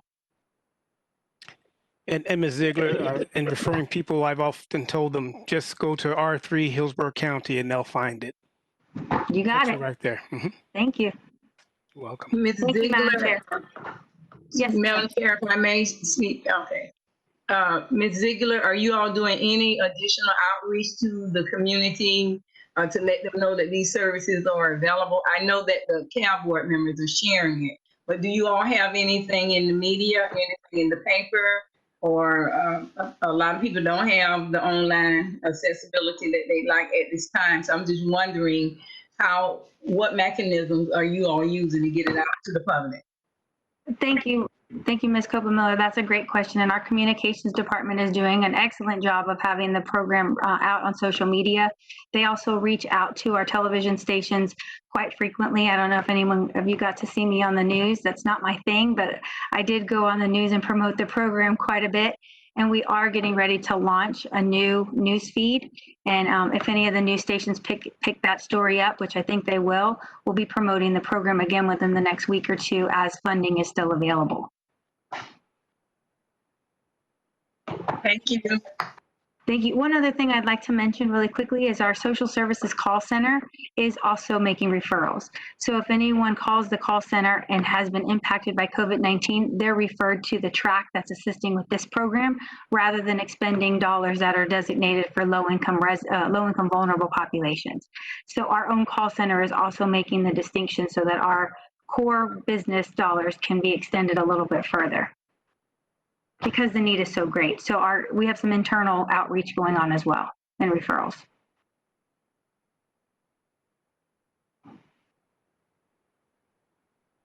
Thank you for allowing me to speak out of order here.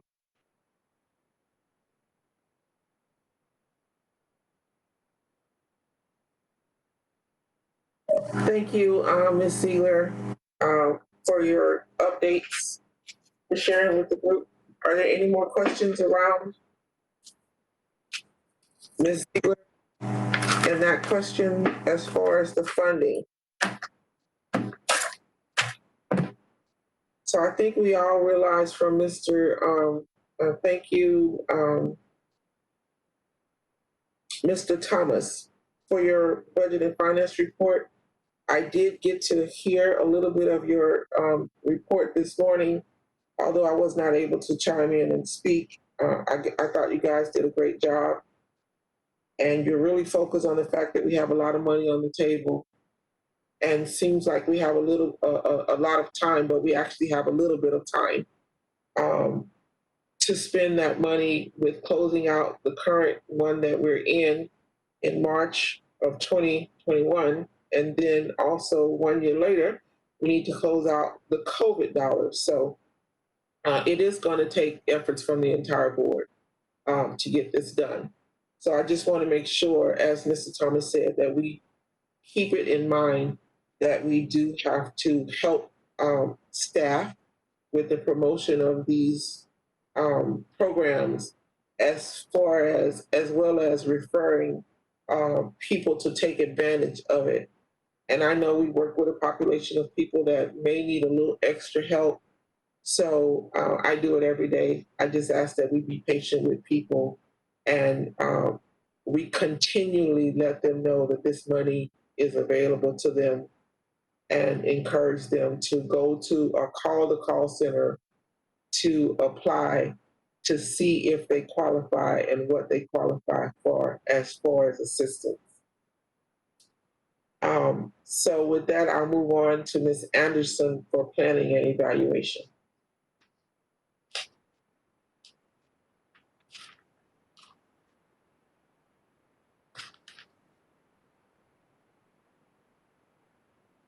Ms. Anderson, are you still with us?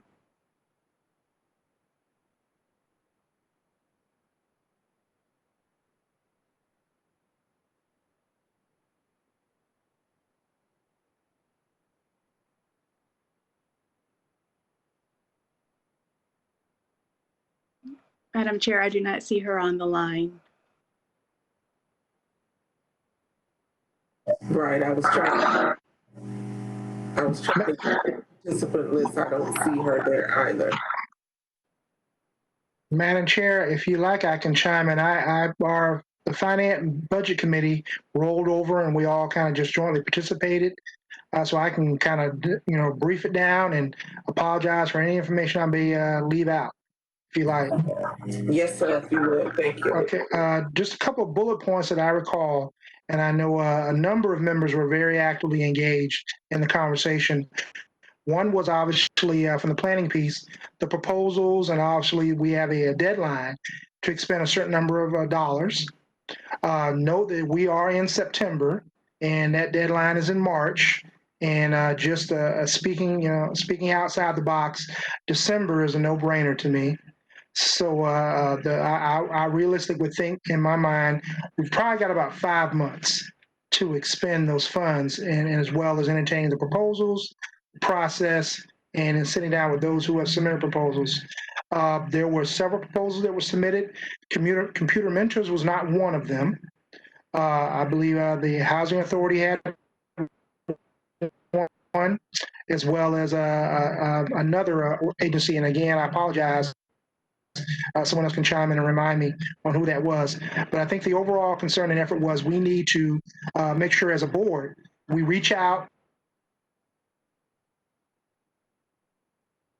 entities to submit proposals to quote what Ms. Christine Long had noted so eloquently this morning, that there are a number of diamonds in the rough that are out there, and it's our duty to reach out and do whatever we can to spread that information, and even collaborating with the public information, Ms. Sedano, to push that word out. So definitely something we need to really hark down on between now and October.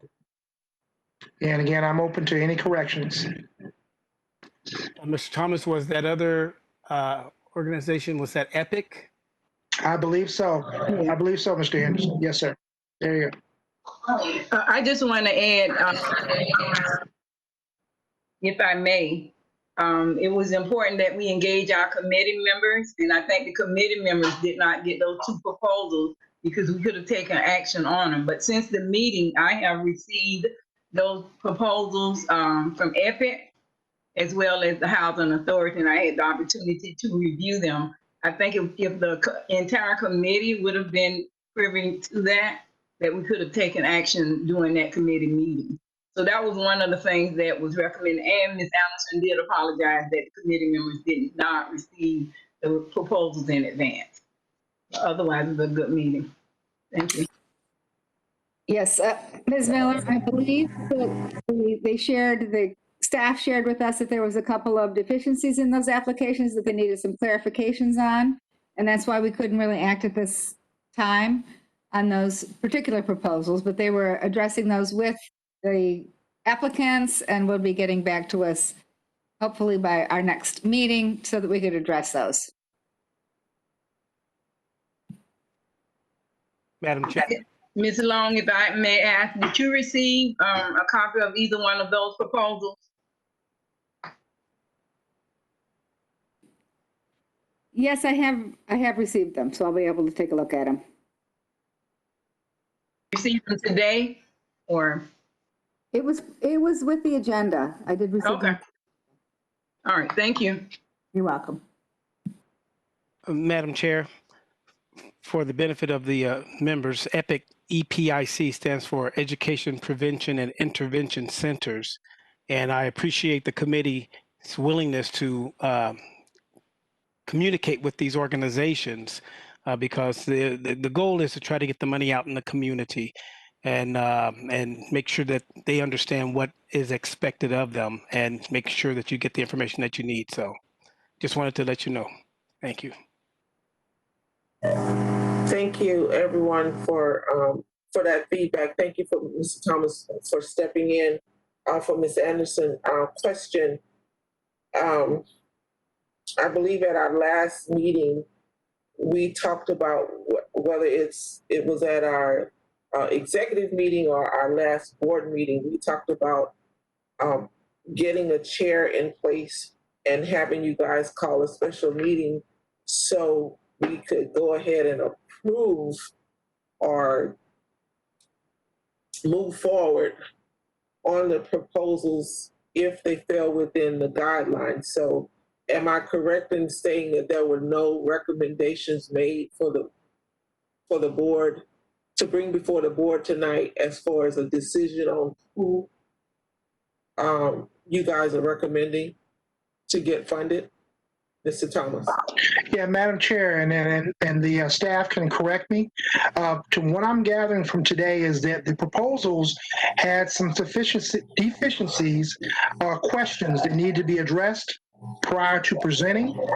Madam Chair, I would be the first to raise my hand and go yes. If we can expedite that process, if that is indeed the case, and then, Madam Chair, in your capacity, I'm sure Jennifer would welcome you tasking that the planning committee meet prior to the next meeting and well up in advance to address the proposal and make sure we close that out and the board can move on. Madam Chair. I'm sorry, go ahead. Who is that? Hi, this is Ms. Gambrell. If I'm not mistaken, I think that Ms. Gordon said that she would reach out to them and require a response by September 18th so that we could move forward on those proposals.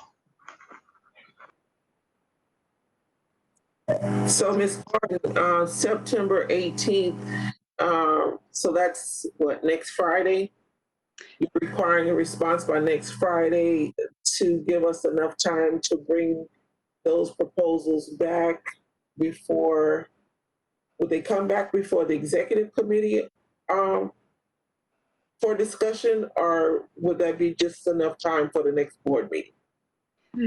Madam Chair, yes, this is Sharon. Just to expound on the topics that were discussed during the Budget and Finance and Planning Evaluation Committee, yes, I am meeting with each of the agencies to discuss any of the deficiencies in the application so that it will align with us administratively and to provide a clear proposal for the board to vote on. So they have until September 18th to make any changes that we are requesting. So today, I met with Tampa Housing Authority, and it was very productive, and she seems very knowledgeable of writing proposals, so she totally understood what we were requesting. We anticipate that the Planning and Evaluation Committee will meet again, review those applications, and bring the recommendation to the Community Action Board during the next October Community Action Board. Okay, thank you, Ms. Gordon. I am going to continue to repeat that I do know that there is a proposal from Tampa Housing Authority, but it has been emailed to me today, but I will be honest with you, I have not opened it. I do not know what it says. I am leaving that totally up to the Planning and Evaluation Committee to bring that before the board because I am employed at Tampa Housing Authority, and the person that is submitting that is Bobby Davis, which is the grant writer in my department. So I want to make sure that there is no perception of me having any knowledge of what that proposal says. My question was based around timelines. We have 5 months, so we're not gonna get it until next month, which gives us about 4 months to engage in the contract and get the dollars spent. So I just want to make sure the board is cognizant of the timelines, as Mr. Thomas said before. So that's the only comment I have on that. And I'm sure once Ms. Gordon works everything out with the provider, that Ms. Anderson will be scheduling a meeting. I asked that you guys support her and attend any meeting that she may have. As you all know, we do have to meet those timelines. So the amount of money we have on the table is in the back of my mind. So if I talk about it a lot, it's in the back of my mind. So I want to make sure we spend it all. And I do want to make sure we give nothing back. So with that said, if no more questions or comment around the planning evaluation and those proposals, if we can move on to public information with Ms. Sardana. I'm sorry, Madam Chair, may I ask one more clarification? Do we have enough proposals to expend the funding? The proposals that we have, are they asking for enough funds that will actually use the rest of the funding in the last fiscal year? That would be a question for staff, Ms. Gordon. Yeah, Madam Chair, okay, yeah, it appears that there is. And when I spoke with Ms. Davis, I believe Bobby Davis from Tampa Housing Authority, she said they were being very conservative, asking for $15,000, and they believe that they could spend that within 2 months. because the need is so great. So it would be up to the Community Action Board or recommendation from the Planning and Evaluation Committee if you want to increase that amount. But we will have enough proposals to cover the remaining amount in that category. And then I just wanted to add that we also, this is separate from the regular CSBG, we have the CSBG Cares. I plan to meet with Jennifer Anderson to discuss a special meeting on writing out a scope for the request for information for partnerships in that particular funding as well. So there's more information to come. And then I would like to add that there was a lot of discussion regarding the FEP and the education. And I did make it clear, I hope I did make it clear during the committee meetings that we're fully staffed. No one is no longer with R3. So hopefully everyone understood that and that there's no impact to our programs. I just want to make that clear that's no longer, and I mentioned that during the committee meetings today. So I don't want there to be any misunderstandings. Madam Chair, William Thomas. Can you hear me? Yes, sir. Okay. Thank you, Ms. Gordon. And again, and respectfully, I think I just want to just bring this home. And again, our concern as a board, the goal is 74, 75 FEP. That's the target. So again, I understand, the challenges that are faced. I understand clearly, allocation of resources. But at the end of the day, I think our goal is, I think we kind of talked about this morning, was we need to make sure we get back on track and hit that target, and make sure we hit it, not 1 month, but a couple of months. But again, I don't think there's a concern as far as misconception, but definitely I think accountability is a good thing. And I think FEP is a very passionate component of the board and of the department. And we just, I think at the bottom, the bottom line with me is 74, 75. Hit that target. Let's serve these families, because there's definitely plenty of need out there. So, but I look forward to us working towards getting that goal, and whatever you need for us to do to help you expedite that, we're ready and available.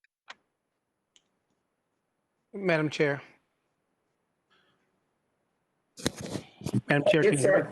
Yes, sir. No, and with regards to what Mr. Thomas said in terms of accountability, on the reports that these organizations are providing, is it standardized reporting, or do they submit reports based on what they said that they'll do?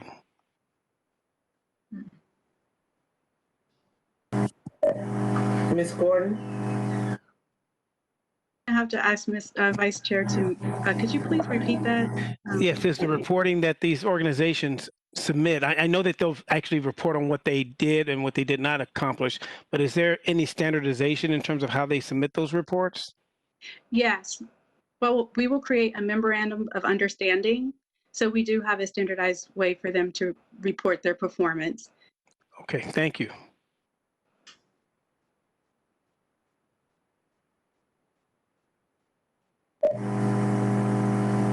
Are there any more questions around this topic?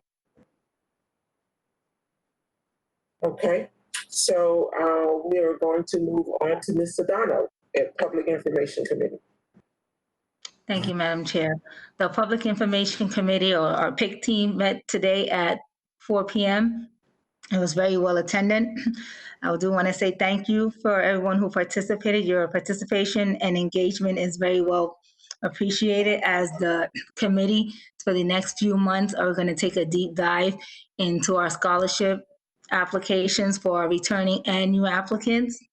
One of the things that we discussed was the overall essay questions that are going to be asked in the upcoming application cycle.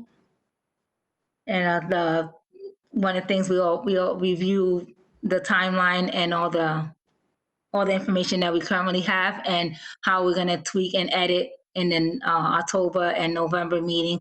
Our October meeting is going to be October 14th.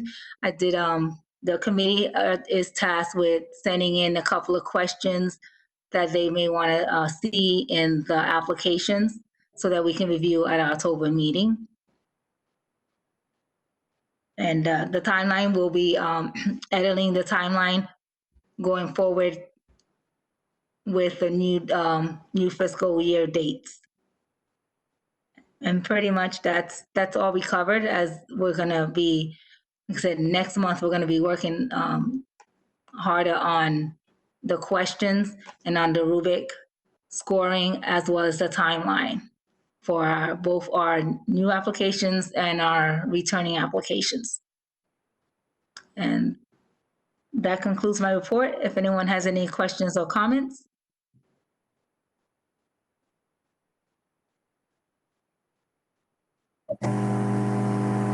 Okay, thank you, Ms. Sedano, for your report. Next, I'm sorry, any questions? Next on the list, we have the Nomination and Membership Committee, Ms. Noreen Copeland-Miller. Thank you, Madam Chair. And Mr. Vice Chair, I do apologize because I gave out the wrong names for your committee. On the nomination committee, it is Ms. Hill and Janine Harvard and myself. Yes, thank you. I did see the committee sheet that Mr. Guida provided. He's very thorough, and forgive my overlooking that.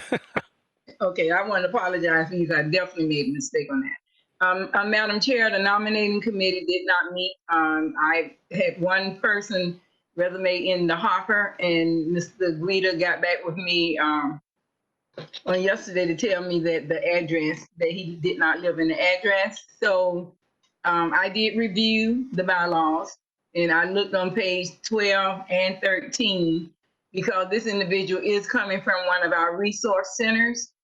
But inside of the bylaws, it does say they can be a democratic process, which they did vote him to come representing West Central Region, as well as that was the democratic process. But there's a hiccup in the bylaw, Mr. Henderson, that I hope that when you have your meeting, you can address, because it does say live or reside in there. So it's kind of like a double standard in that piece that may need to be looked at by the committee. So this time I'm holding that application out, trying to see how we can get this individual on board, because they do work in the low income sector. They do serve on the advisory board, and they work in zip code 33610, 33605, 33602, as well as 12. And they are engaged in the community. So I just know that, and their passion to work with low income people speaks in volume. So I'm hoping that we'll be able to get that, because right now I looked at the roster and it looks like we're down to 20, which puts us out of compliance. One person resigned, and the other person, Mr. Sells, I'm not sure what's going on with him, but I know he was appointed and he's not been back to several meetings. There was another person on there, but I think that you all reached out to him. So right now, from my looking at the roster, I determined we're down to 20 people. So I'm really looking to recruit members. So if you all have anybody that you're interested in, if you would pass those resumes on to Derek, and he can get them to me, so I can get them to the committee members so we can vet them. Thank you. I will be scheduling a meeting hopefully this month with the committee members through Mr. Guida. Thank you. Thank you, Ms. Copeland-Miller.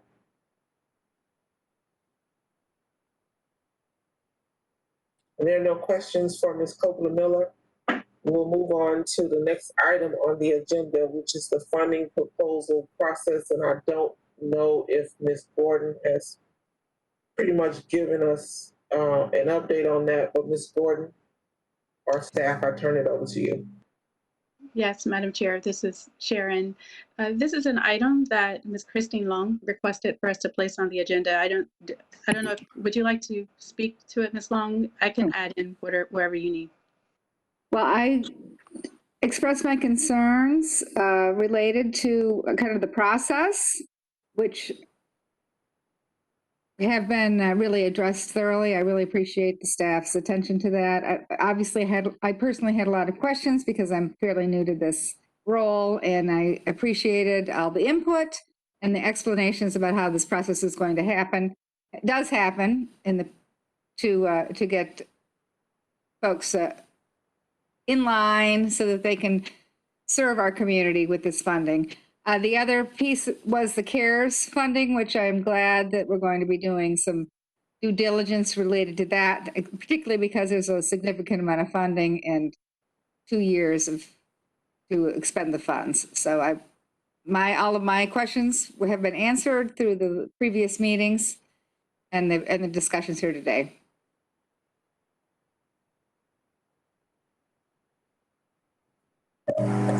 So thank you, Ms. Long. Ms. Gordon, the entire board is not aware of Ms. Long's questions, and I understand that, but is there an overview that would benefit the entire board centered around her questions and something that maybe the entire board needs to know without, Yes, Madam Chair. The question was, how do agencies know to submit proposals to the Community Action Board? And our response was word of mouth, because prior there wasn't really a formalized process. There was, from what I understand, years ago before my time with social services, and then it became more of word of mouth through the Community Action Board and through that network.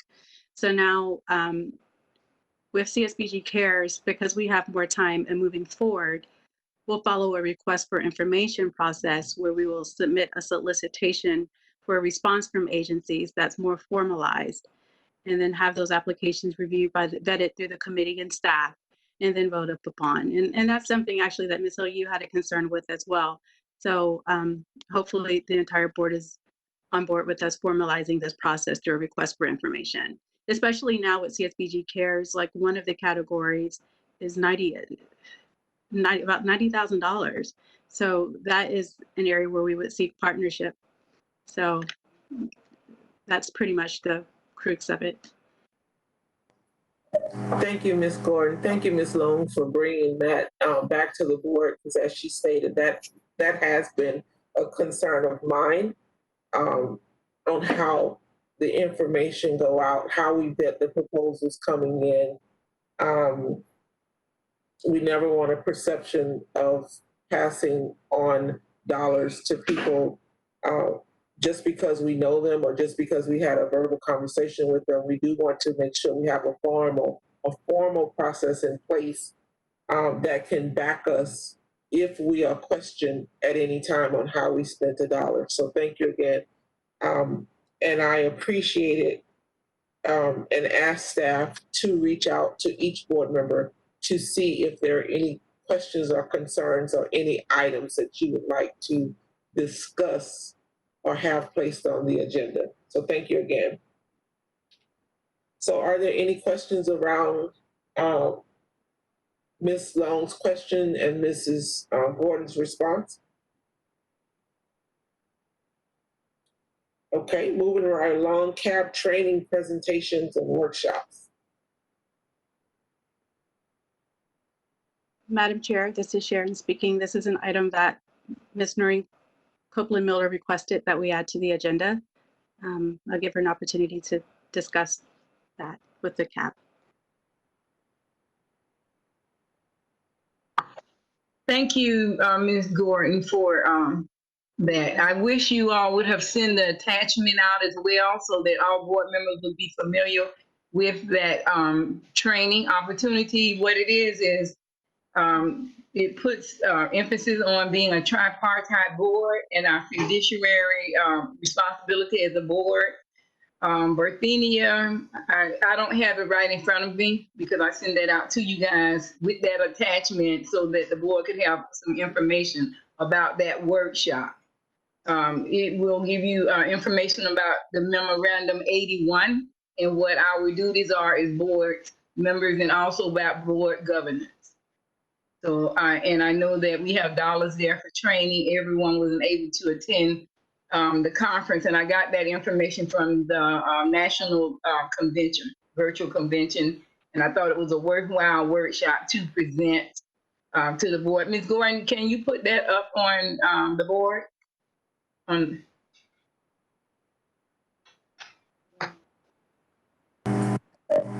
Ms. Gordon, your mic. I'm sorry, I can't hear you. Derek, can you put that up on the board, Derek? I'm talking with the microphone on.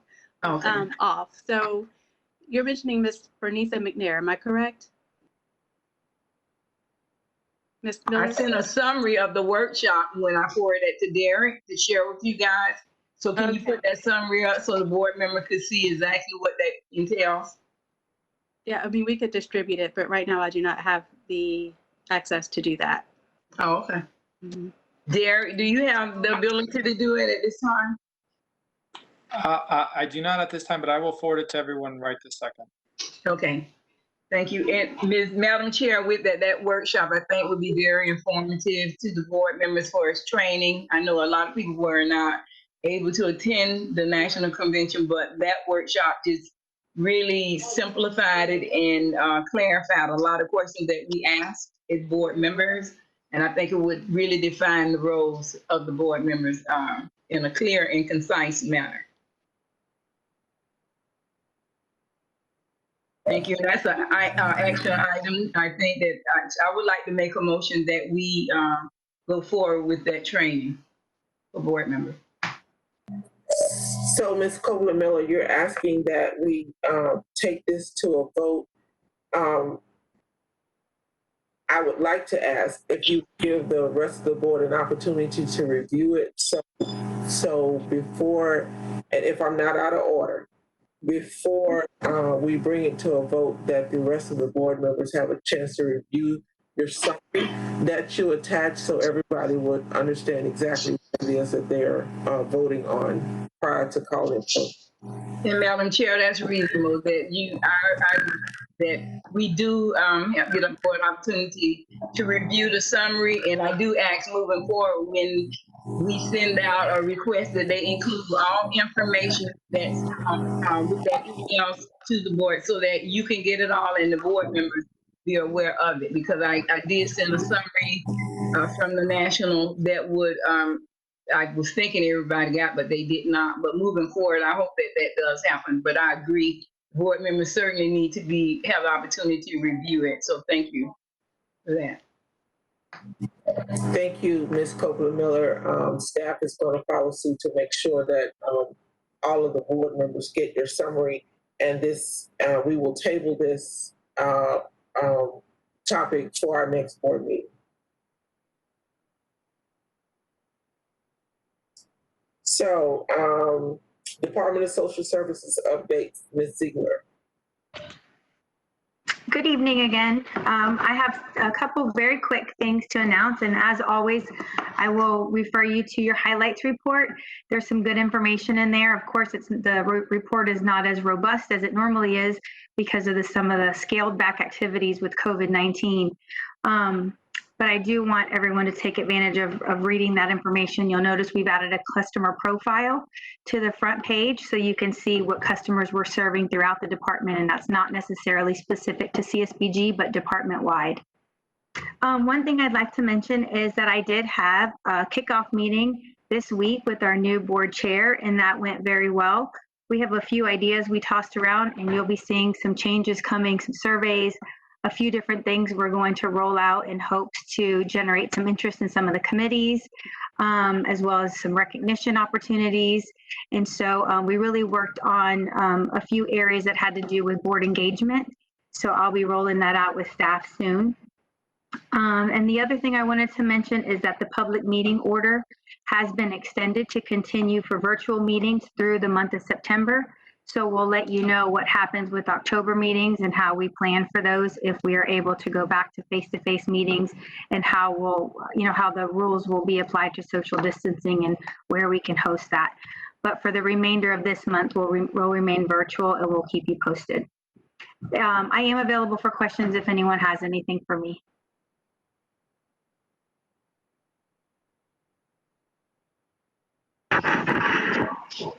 Hi, Ms. Ziegler. This is Ms. Gambrell. Hi, Ms. Gambrell. How are you? Good. I just had a question because I know some families that are interested in the internet portion of the COVID that just got approved. And I was just wondering, because I know I took a look at the R3, and so I just want to make sure that I'm not confusing it, and if that part of it just hasn't rolled out yet, because I have a lot of families asking about it. So I believe the program that you're referring to was approved by the CSBG CARES dollars. And so Ms. Gordon should be working on preparing a plan and working with vendors to contract that service out for Wi-Fi. That is not something that's part of the R3 program through county CARES funding.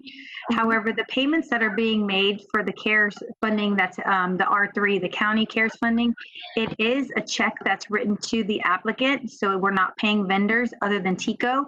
So most of the applicants are receiving upwards of $5,000 and a check to them, and they're able to apply those funds to whatever services or living obligations that they have. While we did specify that they had to validate they had a living obligation, they can use the funding for other priorities that they may have. Of course, the main priority would be making sure that they avoid eviction, so paying their landlord first. But I do think that a lot of the funding we're giving out is above and beyond what people are behind in their expenses. So they'll be able to have some left over, for example, to pay their water bill or to pay a Wi-Fi bill or things like that. I can defer to Ms. Gordon if she has any updates on the Wi-Fi program. Since there's, regarding the Wi-Fi program, since it's something that we haven't done before, we're definitely doing our research on how to implement that. And actually, I reached out to Head Start because from what I understand, they're offering that service. To what capacity? I can't explain that at this point, but I'm waiting to receive feedback from them on how they are implementing it. And maybe we can take some points from them and implement it within our own department through CSBG CARES. So that is still in process. Also, Ms. Gordon and Ms. Ziegler, I believe we discussed Mr. Morales, if he's still on the line, that Enterprise and Latinas have extensive experience with developing Wi-Fi available, making it available to the larger community down in Waimama. Mm-hmm. And they would be a good source to check into as well. Mm-hmm. Yes, I am on the line. Okay, if you want to speak to that. The program that we launched a year and a half ago, or at least a year and a half ago, yes. It's a mesh network where we actually provide through Spectrum, we provide service to the community, and that's through a mesh network of different antennas. It's different than someone getting the service inside their home. Ms. Gordon, if you want, we can have a conversation during the day, during the week, I mean, so that I can explain to you in detail how that program works and maybe find some way that we can help some of the most needed families by establishing some program like that in the area. That would be great. That I did read about that program. It was very impressive. We discussed it during the last board meeting, and we actually brought it back to staff and discussing it. We're still trying to figure out as a county agency how we would implement that. So, but I would most definitely love to speak with you more about it to see if there's anything that we can take from that. So thank you. Yeah, absolutely. And also I've been working with the IT department from the county and Axel. Yeah, so in Brenda from Overman's office as well. In getting some of the locations from county-owned properties and locations to bring hotspots to those areas. So we have a good relationship in that we're expanding the program. So I'm very, eager to talk to you about it, okay? Thank you so much. And I'm sorry, Madam Chair, this is Ms. Gambrell again, and I just wanted to ask Ms. Ziegler one more question. I know that we said that about the R3 application, I do know some families that are not applying for that, so I think my question was more so, would that be added onto that application, or would that be something totally different for families that are just wanting the internet assistance, so they're not needing, rent or utility? would that be something that's added onto that, or a whole separate application that'll be created once we roll it out? Yes, ma'am, that will be a whole separate application. But if you know a household that's been impacted by COVID-19 with a loss of wage, so for example, they were working at a restaurant and the restaurant closed, and they can demonstrate that they were working before COVID and then had to stop working due to COVID, and they do have a living obligation, please encourage them to apply, even though it's separate and above and beyond anything that CSBG does for Wi-Fi. Anyone that's eligible, I would certainly want them to take advantage of receiving that benefit, because the threshold of income eligibility for the households we're serving is, while it's not super low, any loss of wages could be, could have a negative effect on their shelter going forward. So when in doubt, have someone apply, and it's an online application. It's fairly simple. They have to upload about 4 or 5 documents: their ID, their tax return from 2019, their lease, and their electric bill, and then obviously proof that they were impacted by COVID. But it's a fairly simple application. So again, I'd hate someone to not apply that's eligible and miss out on the benefit. But we'll keep you posted on the Wi-Fi program, and that will be a separate program altogether. Thank you. Thank you, Regina. If I may, Ms. Ziegler, what is the purpose of requesting their tax returns? So the 2019 tax return demonstrates that they meet the eligibility guideline for the threshold. Okay. So for example, we didn't want anybody that was too wealthy, that had the means to take care of their own bills, even though they may have been impacted, would not take advantage of the program. We're saving it for the most needy in our community that had that need. So whereas any loss of wage would create a devastating impact on their household finances. I see. But it is 120% of the median income. So if you look it up, it's not low, but it's that's definitely considerable. It's considerable. So we want to make sure that no one took advantage of the program that had the means, and we could have the funds available for those that needed it. Very good. Thank you. Thank you. Madam Chair, I have a question. Yes, ma'am. Ms. Lewis? Ms. Ziegler, if someone is having an issue or a concern or with the program that you're rolling out, who do they report it to? Ms. Lewis, if you'll have the applicant send me an email. So as you all know, I mentioned it in the last meeting, we did contract with Ernst & Young, and so they're the provider of the program, and we're processing applications on the back end for our quality assurance purposes, but we are using an Ernst & Young call center. So anything that's escalated with them might be escalated within their own network, and then, they have to escalate it quite a few times before it gets to me. But if you're aware of any issue, go ahead and send it to me directly, and I can work with our team here to look at the case or look at the application and see what's going on. Okay, thank you. Sure, please send them.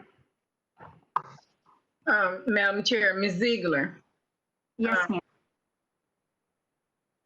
I wasn't aware you were asking for their taxes, because if they were impacted by the COVID-19 this year, last year taxes wouldn't reflect that. So I wasn't aware of that.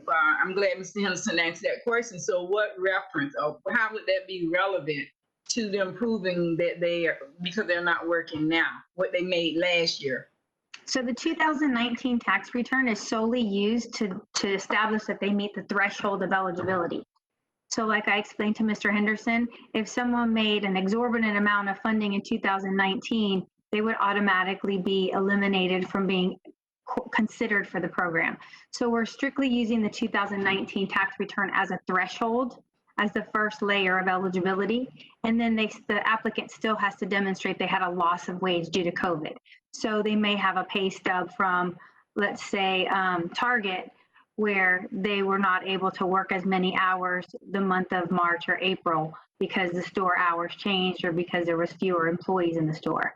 So the 2019 tax return absolutely does not demonstrate a loss of wage. That's just the preliminary threshold to determine eligibility, so that, like I said, we're not assisting households that had the means to cover their own loss. Okay, I guess I'm a little confused, because if they produce that 2019 tax return, based on that, they can be eliminated right up front, where in 2020, their life has certainly changed because there's a lot of folks made a lot of money last year, but they're not making any money this year. So it just sounds like to me that they will be eliminated up front. So that's why I'm glad I didn't know that was being done. So Yes, ma'am, you're accurate, but if you would see the guidelines that we're using, the 120% of median income, it's a pretty high threshold. While it's not the highest of the high, it's definitely not anybody that's, making a ton of money. If you were to see that chart, and I can definitely send it to you. Actually, it may be on some of the stuff that Mr. Guida shared this morning. yes, I have it already. Okay, I can peek at that and make sure it has what I'm trying to explain. But it's the most fair way to offer CARES funding so that we make sure anyone that was making a significant amount of funding that probably should have savings to cover their loss or to manage on some of their wages, that they're able to do so, and we're able to help those that were working in industries such as being servers or entertainment businesses or areas that may not pay quite as much. The funding would still be available for those employees. If that information is not included in what Mr. Guida sent, I'll make sure and get that to you so you have the first level of eligibility criteria to review. Ms. Ziegler. I have that information. It just sounds like a deterrent to me if we're going to use the 2019, but I do have it. Thank you. I have it. Okay.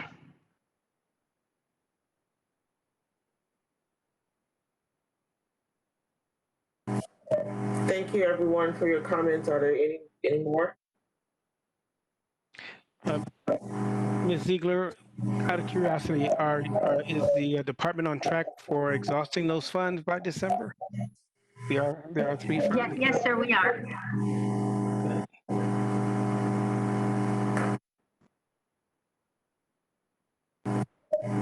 Okay, if there's some more discussion around that subject, thank you, Ms. Ziegler, for your comments. I know that Ms. Gillis is not on the call. Are you providing any updates from Ms. Gillis? I believe Ms. Gillis provided her updates to Ms. Gordon, so I'll defer to her. Yes, I do have the updates. There's 3 areas that she wanted me to address. As you are aware, we're operating in a new case management system called NewGen, and we will be reporting our organizational standards through that system. So with that new process, it will be less cumbersome for us to report that information. The other item is county has not lifted any travel restrictions. So any virtual training that's coming up, it's okay for more board members to attend due to we do not have any travel related expenses. And just a reminder, please ensure that all email or correspondence to board members go through staff to ensure compliance with Sunshine Law. And that is all that she requested for me to report. And if you have any questions regarding this, please feel free to email her because she's checking her email. Question, Madam Chair, for Ms. Gordon and Ms. Ziegler. Now, when, as far as communicating with our committees, are we permitted to send the communication in addition to send it to the staff, CCing it to the committee, or do we just send it strictly to the staff? The process has been to submit it to the staff, and we will ensure that it gets out to the committees or the full board, whichever is most appropriate. Whichever is most appropriate? Yeah, so for instance, if for a bylaws committee meeting, if you have information for us to distribute to that committee, you send it to staff and we'll ensure to distribute that to the committee. So all communication is filtered through staff and we'll ensure that it gets distributed to the board. Okay, thank you.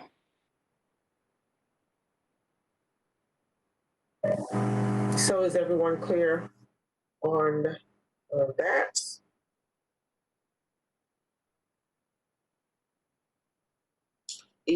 All emails are going to go to staff and be filtered out to board members. Travel restrictions have not been lifted for the county, which is an answer to my next question as far as the November SECA training. So we have 3 people listed here for this training, but now that there's going to be additional dollars on the table, I'm sure that we can have additional board members attend this training if it's going to be virtual. Derek, have we received any information or sharing around if the SECA conference is going to be virtual now?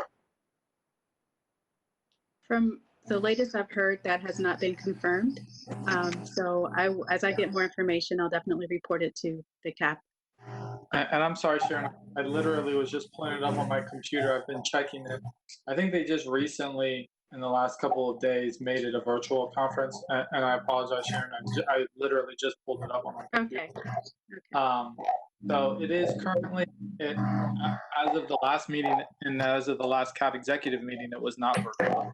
So this is a relatively new development. So yes, if people are interested in addition to those three, or if you are no longer interested because it is virtual, please let staff know. And we will, I'll send the email to the entire board. It looks like they're going to be doing it November 3rd through the 6th. But I will send some information to everyone about it now. Great, thank you, Derek, and thank you, Sharon.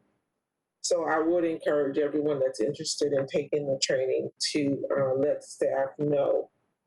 And going forward, since we do have additional dollars on the table for lack of travel, I will be working with staff to see what other trainings we can have. Ms. Ziegler and I, as she stated, had our meeting yesterday and talked about some things that we want to implement, and training is on that list. So we want to make sure that everyone who is interested in getting more training, that if you have ideas like Ms. Copeland Miller suggested, that you just send those ideas to staff and we can vet those out to see if it's a training that we can provide within the parameters of our budget and within the parameters of our grant.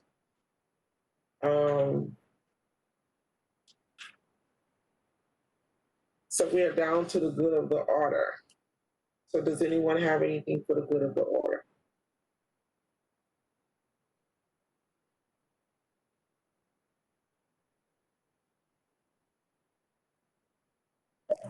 Okay, so we have nothing for the good of the order today? Wow. So, okay. It is based on my computer. I see you smiling, Mr. Thomas. It is based on my computer, it is 6:39 p.m. And since we have nothing for the good of the order, I state that this meeting is adjourned. Thank you so much for your attendance and your input, and I look forward to talking to each of you again in the near future. Stay well, everybody. Bye-bye. Thank you. Thank you.